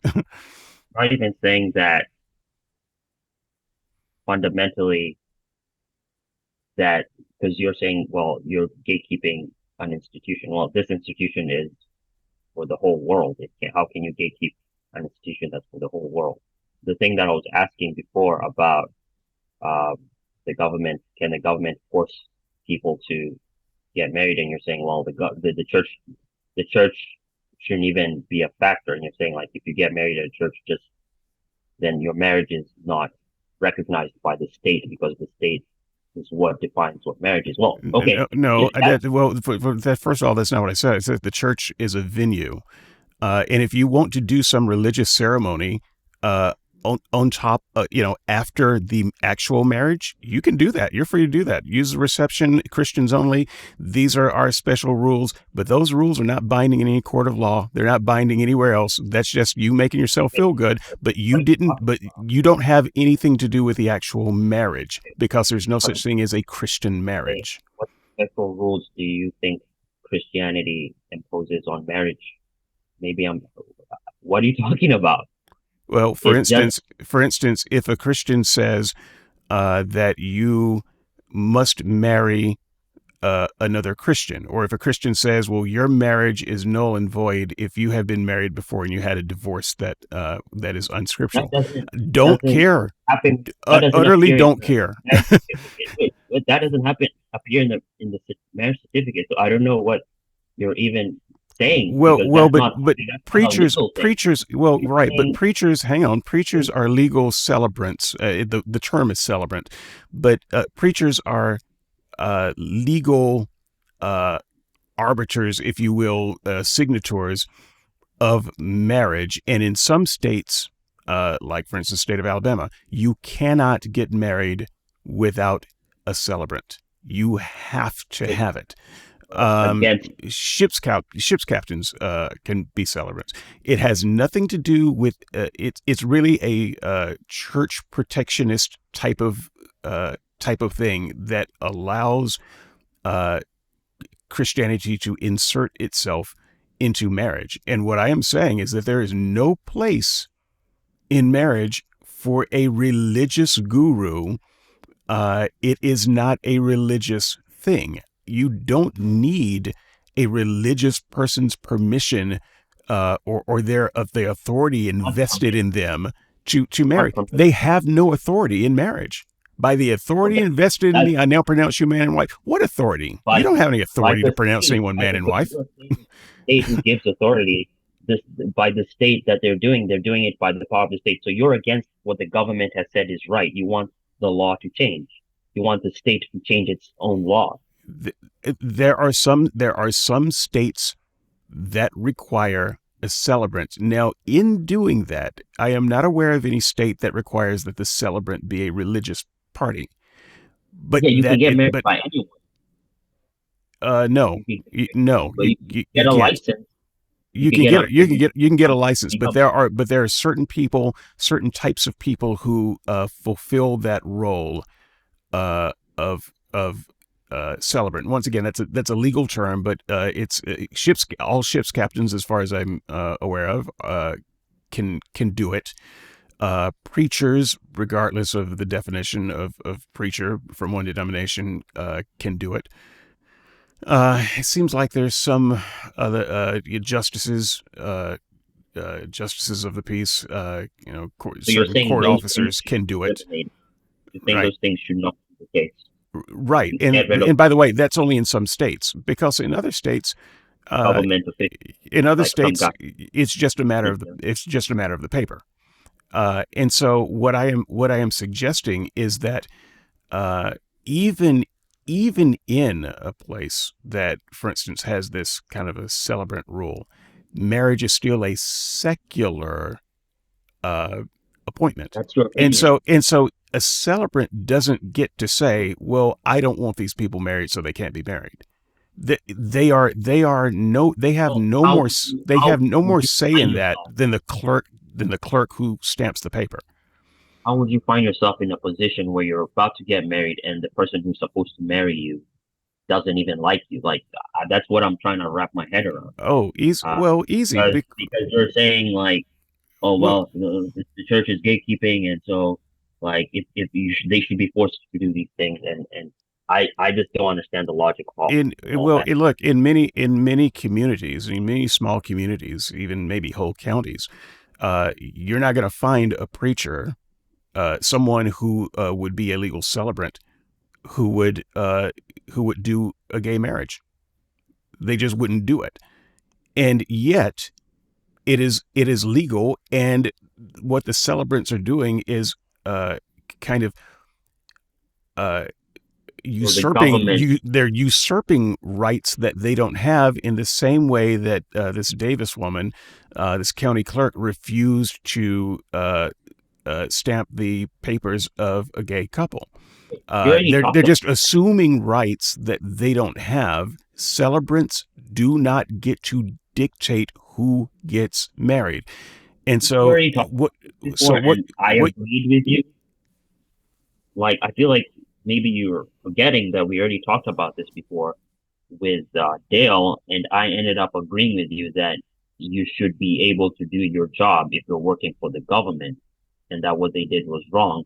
What I don't understand is how you're saying the government should be able to tell citizens what to do in terms of issues that have to do with their personal but liberty. So to they the come, extent that the church is involved with a marriage at all, it also works for the government. This is what I'm saying. That was my point too. It is also separation. working for the government. And so the church cannot then say, we won't marry these gay people. Okay, then you don't get to marry anybody. But You're off the list of celebrants. you Because this isn't your option. This isn't your choice. Okay, so you want to collect the money. You want to collect the $10,000 for your venue and the pomp and ceremony, but you don't actually want to do your job as a officer of the state, the one who invests the power in you by the power invested in me. When the preacher says that, they're thinking the power of God. God invested the power in them. And the state says, no, God didn't invest this power in you. We did. And if you don't exercise it, then you don't have the power. the government isn't God. Like Right, the government you're isn't God, but calling I'm God. saying that churches think that the power to marry comes from God, and they need a wake-up call. The power to marry It, doesn't it come comes from God, it from comes the from the government. state. I think it comes from the government. Yeah. So it's like if the government changes its mind, then are you gonna change your mind too? I'm going to always fight for what I believe, and Right. I'm going to Okay. hopefully You're gonna do fight. that. I'm All going right. to hopefully do that within the confines of the government. Are there All times right. when I would do civil disobedience? I hope so. But the I hope problem is that there are you find a times. problem with Christians doing the same thing based on what they believe. Okay, but I don't. I'm fine with Christians No, being you're civil. not. Yes, I am. I am. If Christians don't want, if a Christian pastor doesn't want to marry gay couples, great. They're off the list of celebrants. You stand up for what you believe, sir. You But you're go for saying it. that But most also people, you're but then not you're you're saying not an authority of you're the state saying at that point. So but they're not saying they're the authority of the state, but you're saying I would stand for what I believe in. Okay, that's valid for you. But it's valid then, for them too. hey, But they don't hey, get to but then gatekeep. They what get their licenses removed. is faith? And this is why marriage should not go through churches at all. Uh, That's that's a very anything that happens after a marriage, like the reception, you that's go through anything you want to. that's why people. If you want a special voodoo celebration where you shake chicken blood on the guests, knock yourself out. If you want to worship Satan and bind yourself to the satanic whatever, go for it. But you do that after you have married by the power of the state. That's literally what happens all the time. But I don't understand why you're so upset, because that's what happens. People get the marriage, the legal stuff out of the way, and then they have the celebration. So I don't. Yeah, I don't. except we have this whole thing where churches won't marry gay people because they don't like the idea of marrying gay people. I don't care what you You're like. No, you're not. I'm not answering what I'm bringing up as an objection, because I'm trying to understand. I'm trying to be as practical as possible, because again, Me this can be too. a theoretical discussion. And practically, how could a gay couple find themselves in a position where they're about to get married, and they can't find someone who can marry them? Are you saying that's? I don't think that's not No, close to being. that absolutely. But let me see if I can help you see the issue. If the gay couple went to a judge instead of a church, but the judge was a Christian, um, do you think the judge should be able to say, "Well, I'm not going to marry you because it goes against my Christian beliefs"? You've already answered the question, so this is kind of rhetorical. I know that you don't believe that because the judge is working for the state. He's serving a state function. He has to marry the couple. Has to. Doesn't matter what his faith is. He has to do it because that's the job. What I am saying is that the church is in the exact same position as the judge. When you The go church to a does- when you go to a church and that church is acting as an authority of the state to marriage, they don't get to have an opinion about who gets married. They have to do That's the not how it marriage. works. Well, I So know that's I not see how your it works point, today. Yeah, But I see your point, but that's not how it works. There's a reason why there's separation of church and state, and it's to then, avoid the which exact is why I situation say that their church exact marriages should situation be illegal. or That having is alcohol. exactly how I got there. Not illegal. So, It shouldn't be illegal, because should you're absolutely should be illegal. Because if you think that churches should have the authority to refuse where judges shouldn't, you're being inconsistent. Because the church in this case is an officer of the state. It's not an officer of religion. So the moment your religious views hinder you from doing the job that the state invested power in you to do, then it is no longer a state marriage. It's a religious marriage, and we don't do religious marriages. You have gone off of. You should be fined as a church, and you should have any licenses that the state grants you removed. In fact, you should have your 501c3 removed. You should be removed with any kind of legal consideration and protection that the state has given you, because you refuse to act in your official duty that the state has given you the right to act in. You are you're in no better position than the judge who says, "Oh, well, my religious convictions say that I can't marry you." Because things that people like you say, like that, like what you just said right there, that's an extremist view. That's like, what's extreme about it? Like everything about it. Like, well, name one thing that is wrong about what I said. No, it's not. It's like, it's so extreme. You're like saying, okay. Well, say a thing that's wrong that I said. The fact that you're trying to get other rights that the church has, like the church has gotten from the government, like the 501 status, and even you said to be removed. I don't know what that means. Right. Well, who granted them that right? The government granted them that right. And if they do not act within the authority given by the government, they lose the right. How is that extreme? How's it extreme? Well, because you're trying to get the church limited in more ways using this one issue. So the catalyst event would be a gay couple goes in and says, "You have to marry us," telling a minister all that. And yeah, that's what I'm saying. You're saying, well, the church itself would be saying, I don't want to represent the state. And so the state has the right to say, great, you don't get to represent us here, you don't get to represent us there, because all of your rights come from the state.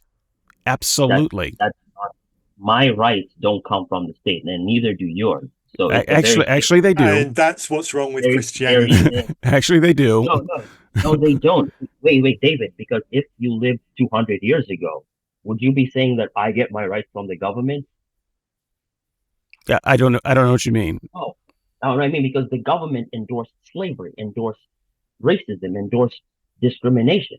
So you can't say I get my rights from the government when it suits you, and then when we take you back to a place and a time where it doesn't suit you, you say, oh well, like I don't really get my rights from the But government. I just said I'm fine with civil disobedience. But while you're being civilly disobedient, you also don't get the rights from the government. Then back then, Okay, when you slavery, can't have it both ways. You can't I'm say not that gonna you have as it. Of course the I'm gonna church have it can't both. say the church Everyone's gonna can't have it say that we are both. agents of the Okay, government to do this thing, but we refuse to do the thing, and oh no, the government can't take our rights away. Yes, they so can. right, They gave it to you. Okay, no, so because be civilly disobedient and refuse as many marriages as you want to for religious reasons. Great. but that's not the You law have right just now, thankfully.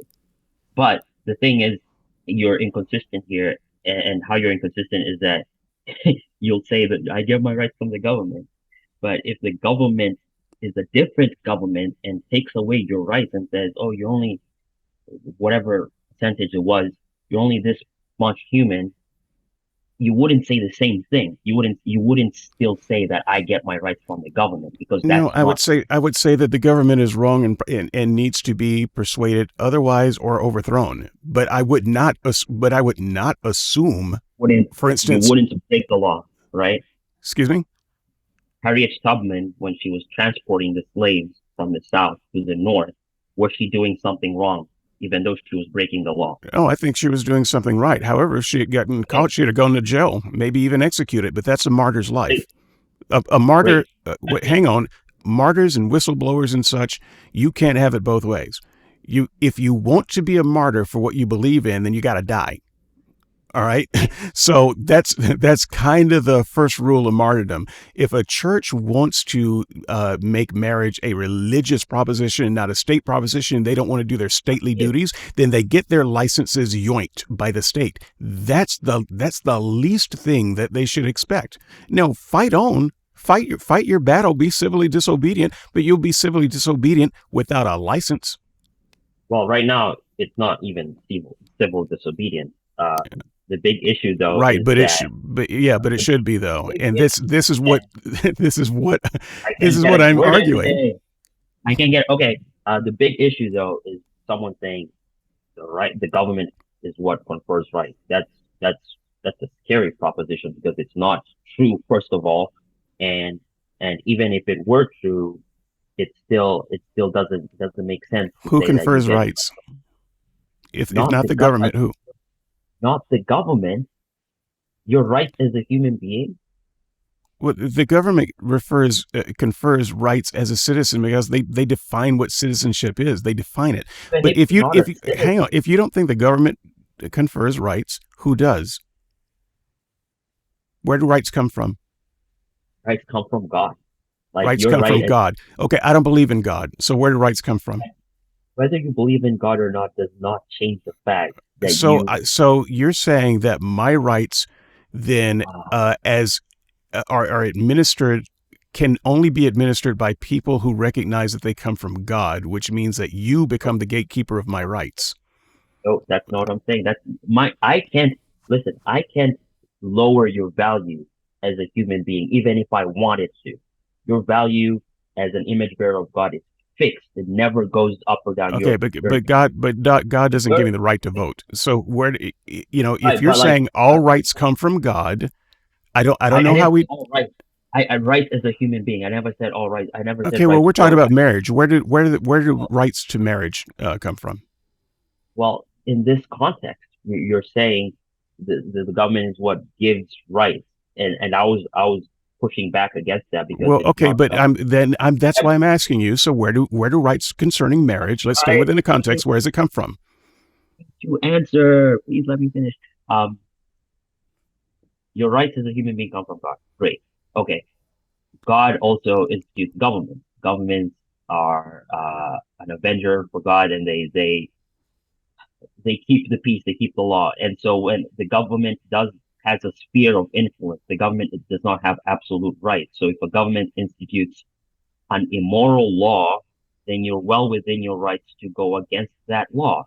So the thing is, though, is you're saying if the government says this is how marriage is because the government is because marriage apparently is a secular thing. Apparently, the government has a right to force people to tell people that you have to do things or you're not. So if the government changed its mind and said, actually, we're going to let marriage become this other thing, then you would probably be disobedient to it. But you're saying the people who are disobedient to it now should face the price of martyrdom or fines or persecution. That's pretty much what you're saying.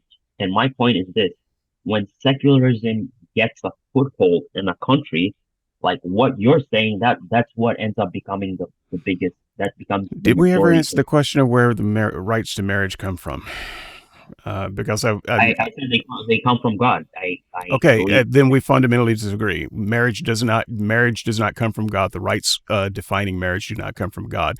And as long as you believe that, then there is going to always be this civil separation, if you will, because God, churches, preachers, religious gurus have zero to do with marriage. Don't care what they think, don't care what your opinion is, don't care what don't care what your religious conscience tells you. That's not what defines marriage. But you know, if that's the hill of disagreement that we die on, I'm willing to die on that one. And so I would love to have some more commentary on that score. And by the way, I don't even have to argue the point because the fact of the matter is this is why I put this at the top of the list for why there's so many nuns coming out today. So many people coming out today as nuns, because as long as you have this nonsensical belief that marriage is a right that comes from God and not the government, you're just going to keep bleeding them. So you hang on to that. You say it loud and proud, brother, because you lose 1,000 every time you say it. Hey, it's okay if you lose 1,000,000 because being a Christian is not about getting the numbers up. Cool. Like honestly, because that's even cool. Yeah, it's cool, right? Because Jesus himself, he said things that got him losing thousands of people at one go. The most important thing is what's actually true for someone, what's actually true. And if someone makes their sexual identity the core thing about them, makes that's what defines If someone makes their religion the core thing about them, you know, you can just, however you finish that sentence, you can just finish it for that too. Because your religion, I don't give a damn about your religion. I care about your humanity. I care about your feelings, but your poor little sensitive religious conscience don't give a damn about. Nor should I have to. No, you don't care about so, I don't care about your religious conscience any more than you care about my sexuality. So your conscience. And so you're saying I care about what makes me happy. If this doesn't make you happy, then that's too bad for you. No, in this case, the discussion is marriage and who gets to gatekeep that, and it's not the church.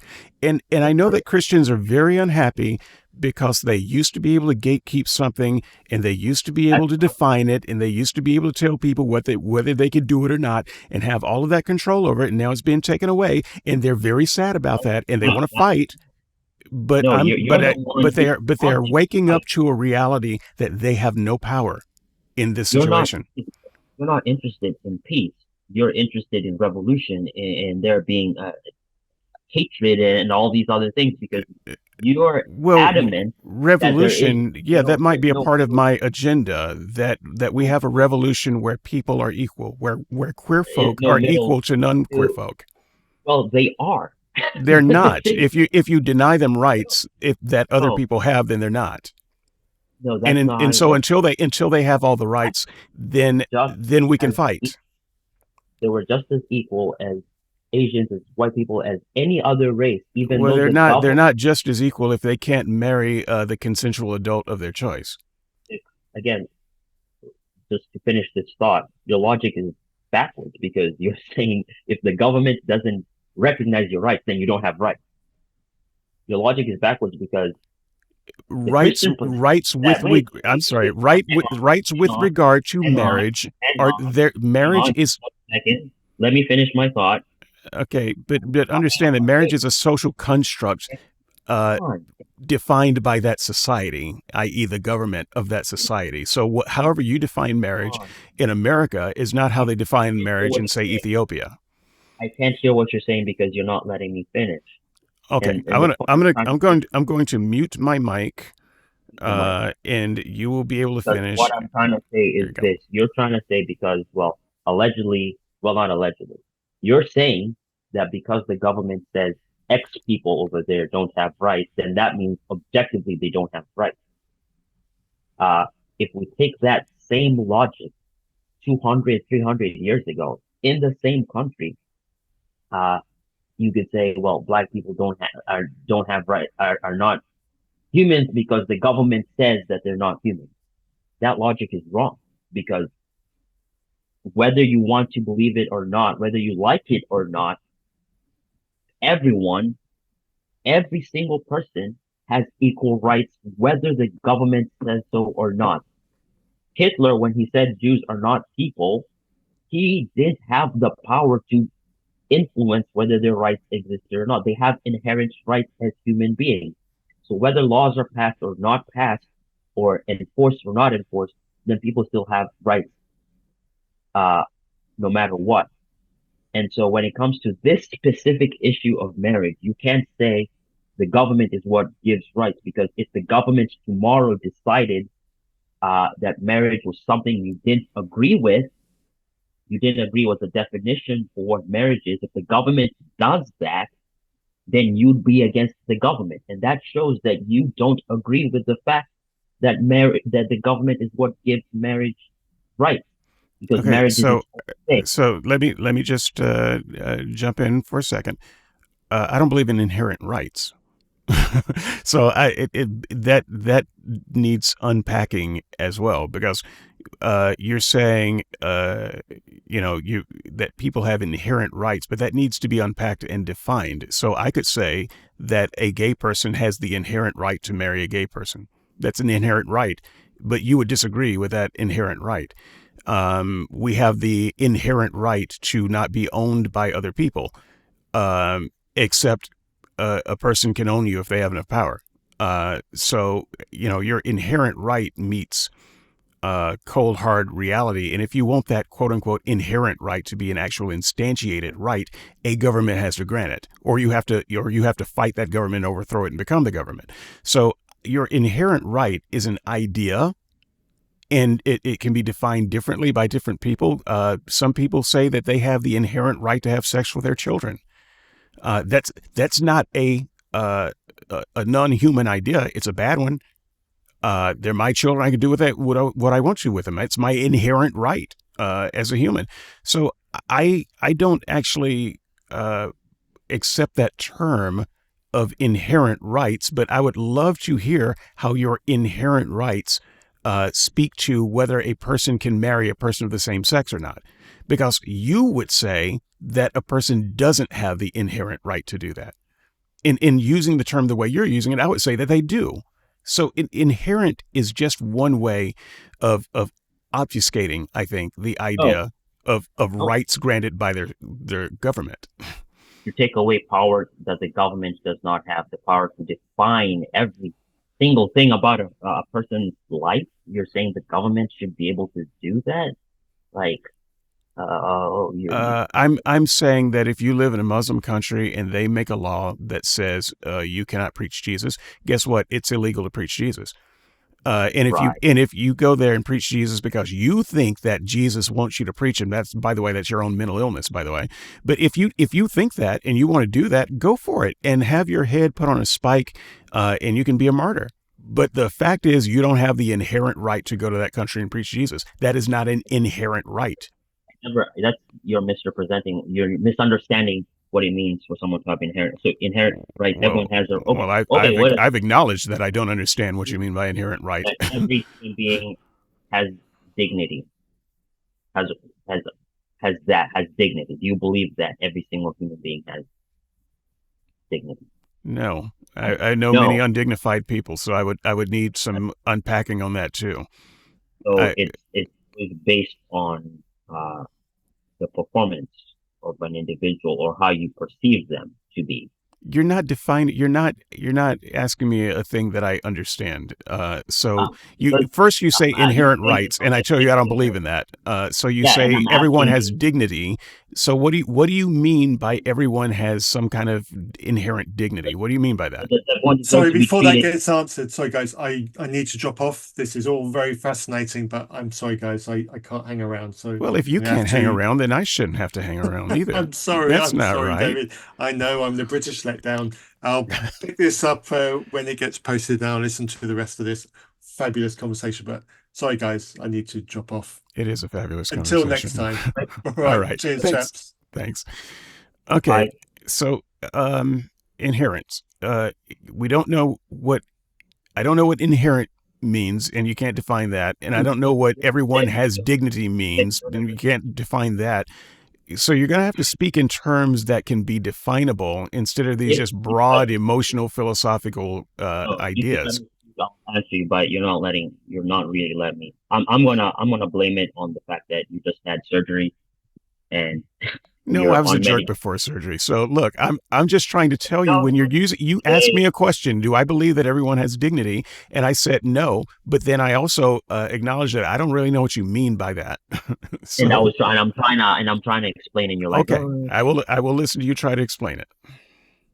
all right. We believe that everyone has a right to be treated equally under the law. I'm gonna go with yes there, although I think right is a loaded word, but yes, I think equality. If I agree, if I believe that there's some fundamental thing that um, that is probably true, at bottom, it is that everyone should be treated equally under the law. But where does law? What do we mean by the Okay. law But then? what do you mean? Well, I mean the government's law. Yes, Okay, yes, all right. Just stick with me for a second.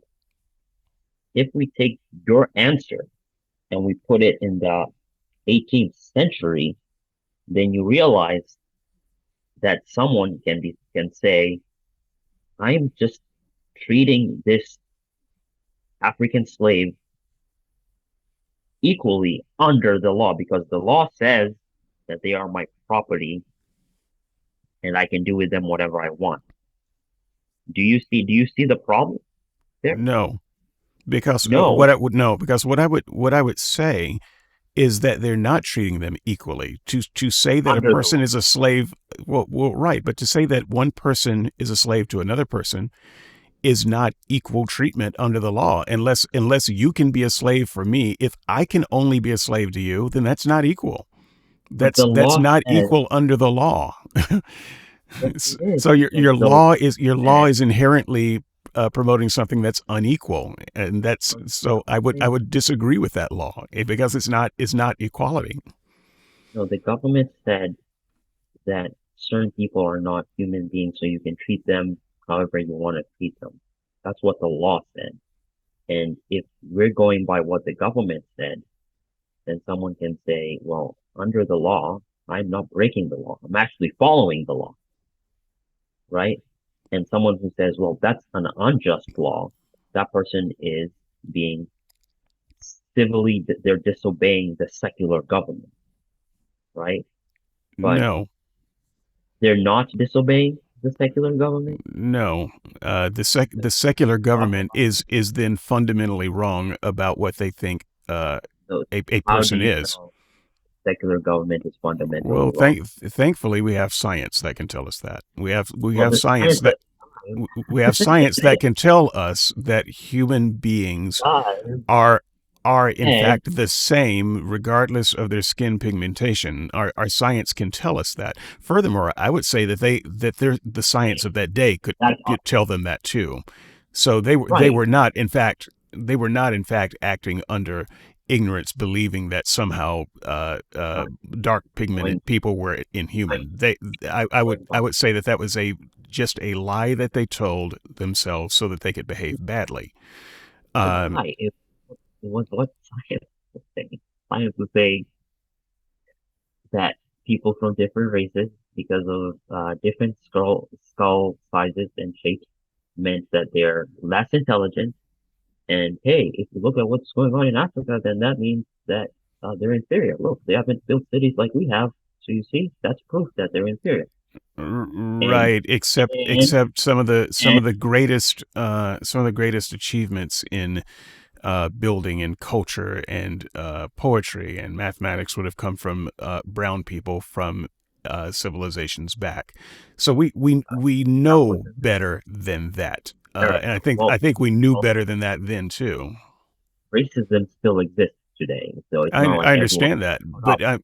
No, well, like everyone's caught up. But the thing is, though, is that people at that time were looking at science, they were looking at sociology, they were looking at their experience, and they were looking at the government, and they were saying, well, it checks all the boxes. So I'm not doing anything wrong here because you see, checking all the boxes. So I should be able to, I'm not breaking the law. right, Now, people like Harriet Tubman broke the law and freed slaves and all the abolitionists. Those people were breaking the law. They were like, the government does not get to say that that person's not a. when the law says that all men are created equally, it doesn't get to say to some men, "You're not men." Where did they That get that I'm gonna leave that for the commenters. You don't get to, from? because at the time that it was said that all men were created equally, black men were not considered men. Um, so that said, um, you could say that a man and a dog is not created equally, and I would say taxonomically you're correct about that. And so a dog doesn't get to the same equal rights as a man. And so that would not be a problem for me. That doesn't mean that you can be cruel to dogs, but it's not a matter of equality at that point. But what I agreed to, and what I said as I think as a fundamental truth, is that under the law, all people should be treated equally. And we weren't being treated equally. All people weren't being treated equally under the law. And so the law then cannot be arbitrary and say, yeah, but those people are more equal than, the other people. At that point, you've got a problem with And your law. we can say now that they were wrong, right? We Well, can say that those they could say that they were wrong too. They didn't. This is what I'm no, saying. they If wouldn't. this is not a matter of ignorance. Oh yeah, there were plenty of people They were even wrong. then. They wouldn't. There were plenty of No, people then who were saying what I'm saying now. That this could be known because they were the even with this. minority. This They could were be in the known minority. even among the science of their day. Nope. These were just bad people being bad people, and And justifying it, being wrongly. a bad person because that was the majority view. That's what most people decided is right Okay, but for I them. didn't say anything about the majority view. Well, You're the one who well, brought that up. I didn't say the majority again, view. well, the majority view again isn't that how you said governments are, like if a government says do this and then people are like, well, we don't like that. We overthrow the government and then we become the government. You mentioned that a few minutes ago. And I'm like, okay, well, that's how governments work. Then that's how that government worked back then. And it said that's the case. It said, As it okay, happens, we have a government system that at the very least gives lip service to the idea that the minority can win when the minority is right. That's why we have quote unquote blind systems of court to interpret the law.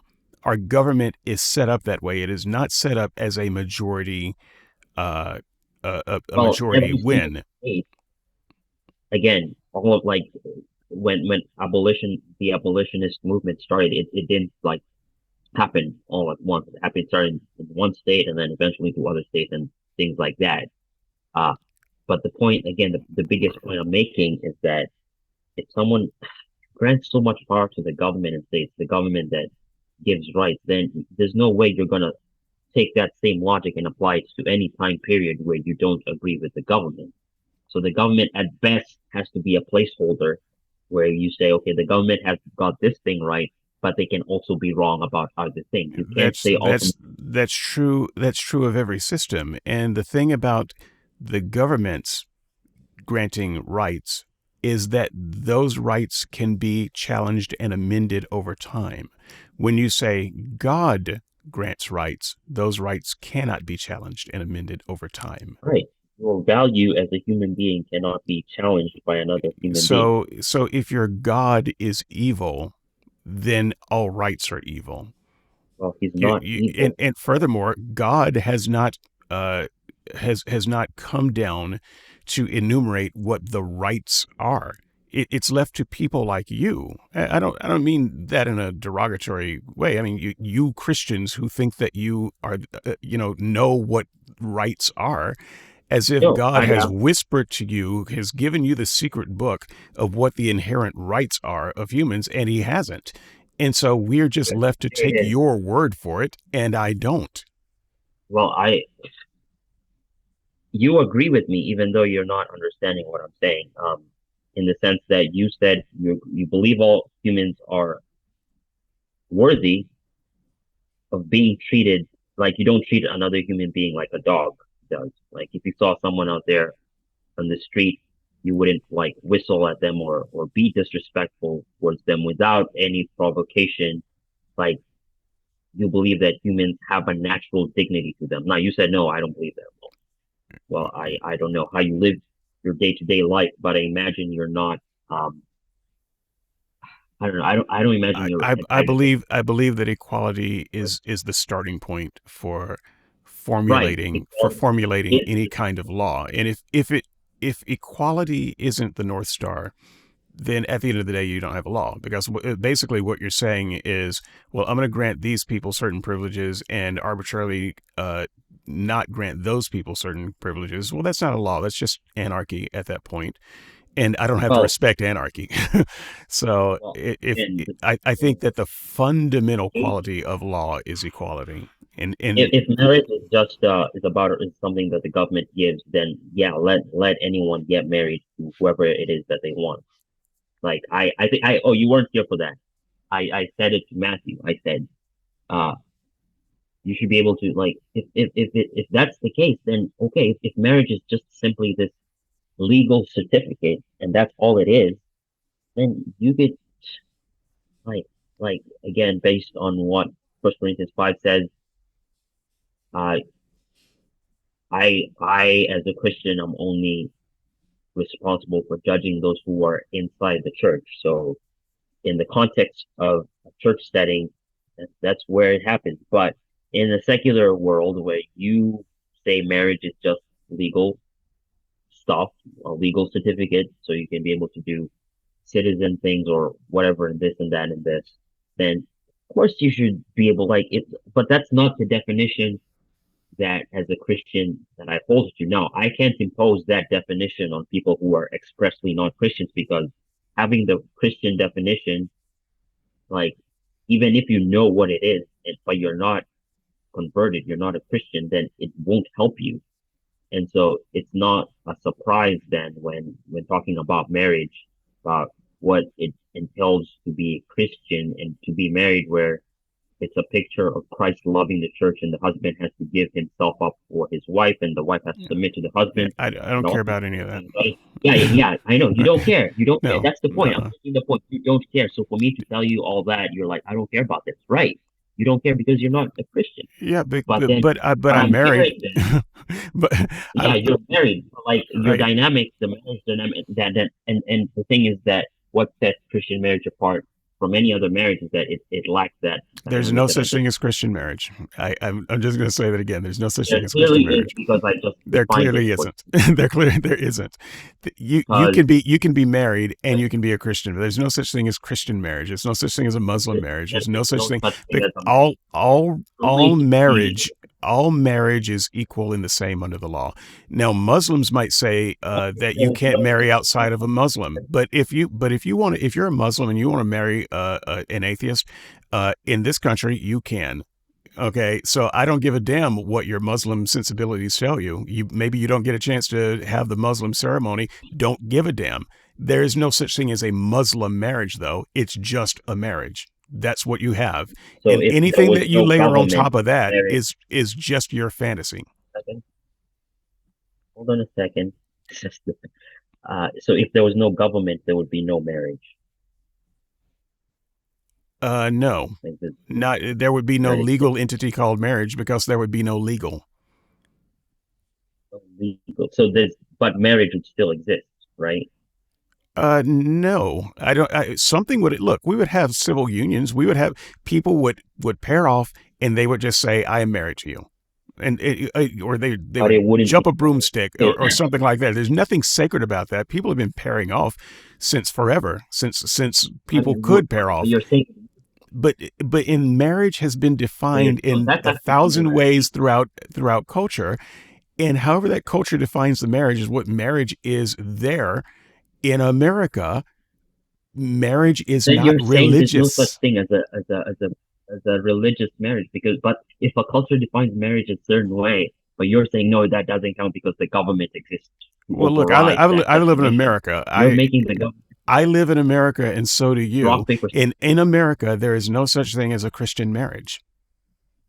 Just look it up. Look up any legal document about marriage you want to. There's no such thing as Christian marriage. I just agreed with you. I just said, yeah, if marriage for you is just the legal certificate, then okay, do whatever you want. That's what I said. Right, and this is why Do I what said you earlier want. that the church has But then no part of it. you say you're going like past that point of agreement, right? Like I'm agreeing with you. You're saying like, okay, well, I don't care about the stuff that you say marriage is. Past that, you're not Right. even. Right, and I'm perfectly happy with people saying, layering other things that are community based onto that. But I would also say that those things aren't Layering. binding. Those things aren't legally binding, right? So if you want to get married, secular marriage, and then you want to do something that is, that is particularly religious, that's great, but that's not legally binding. Your religion What? has no weight under law, and so you can say, Well, it doesn't. Of course, it doesn't. Like in America, it doesn't. Like I don't understand where does it have? Like if I say I'm in a Christian marriage, then I'm not making a legal statement. Am I? right. I think that a lot of people think that you are. And what I'm saying is there is no such thing as a Christian marriage.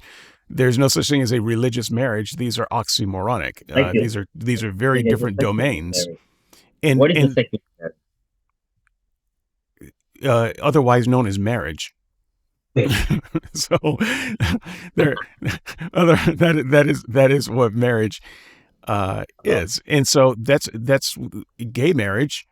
I would say there's no such thing as gay marriage either. It's marriage. Wait, It is but it you- is it is a marriage as legally defined under the state.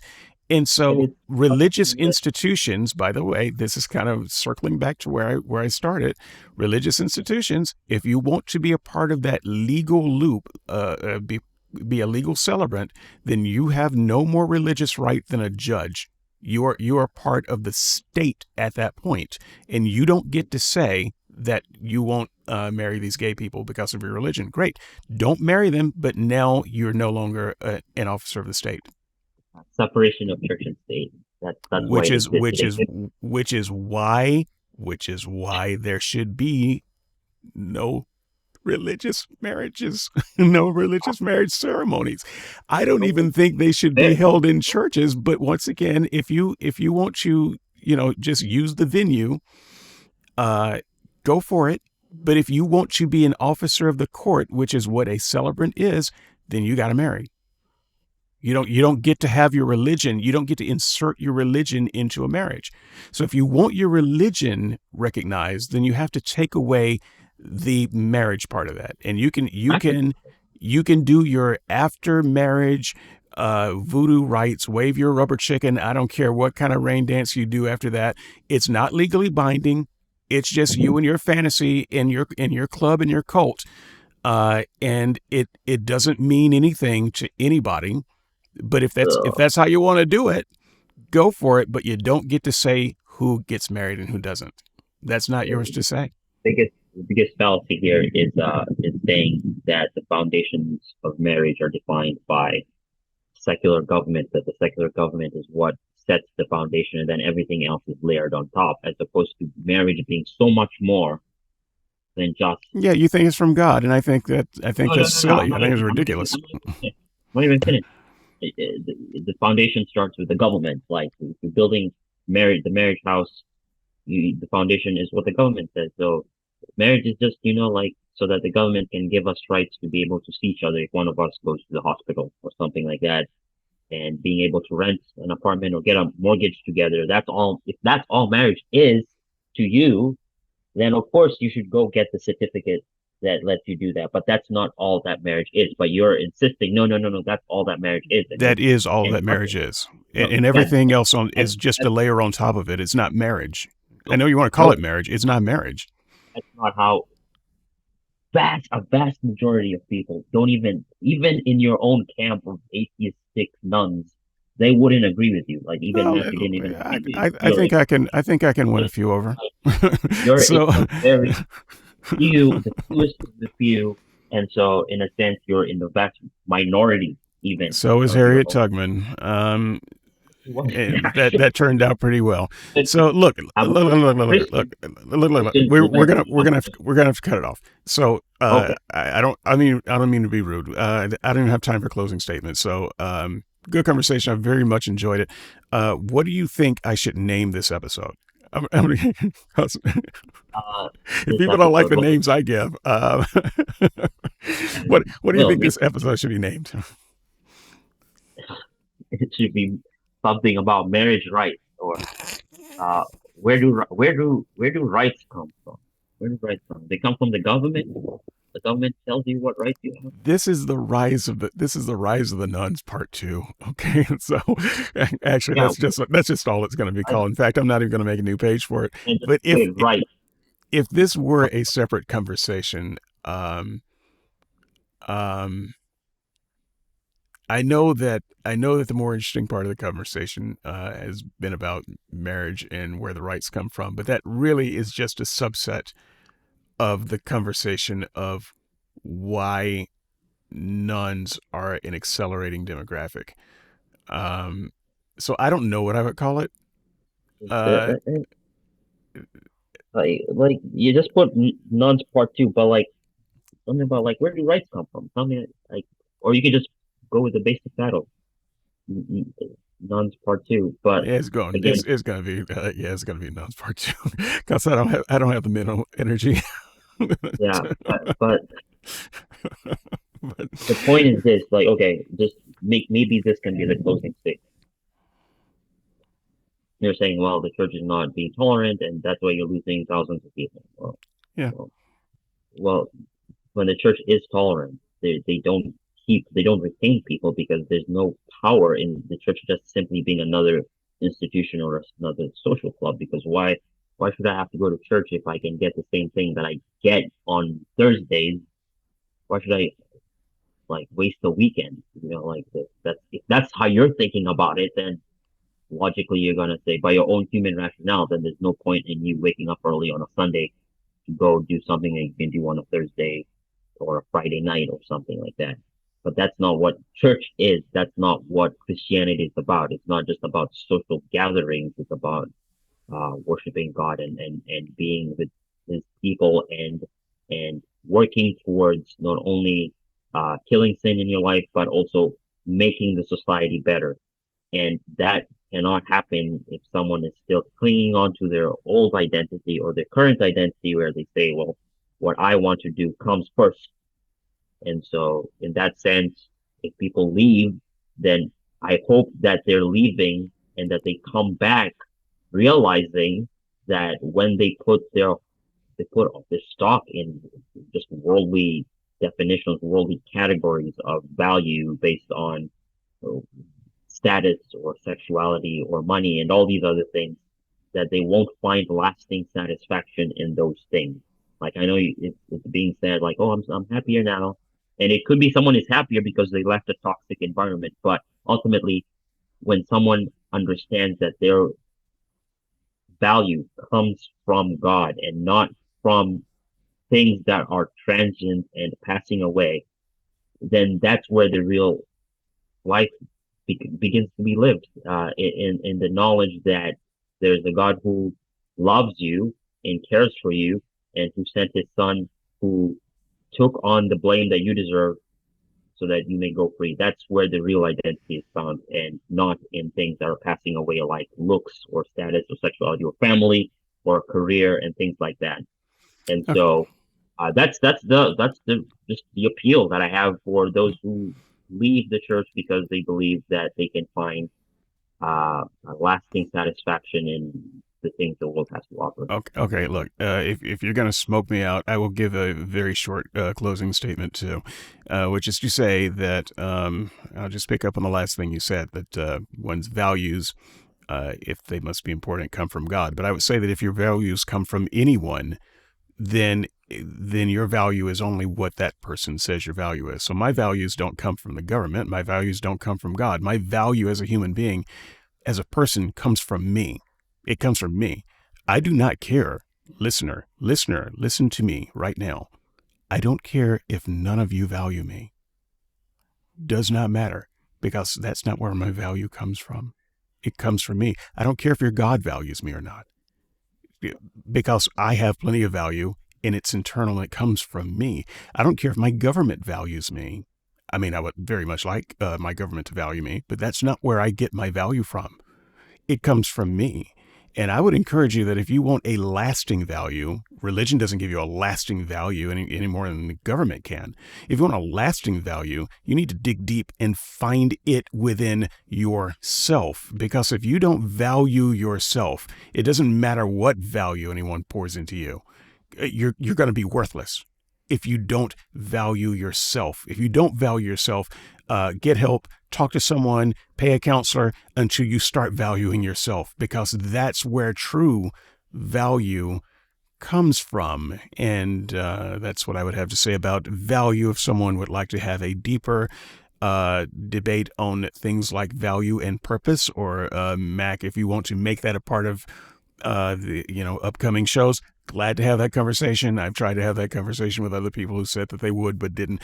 So value, meaning, purpose, let's do it, man. So until next time, we'll see you in the comments. In the meantime, I am out. Peace.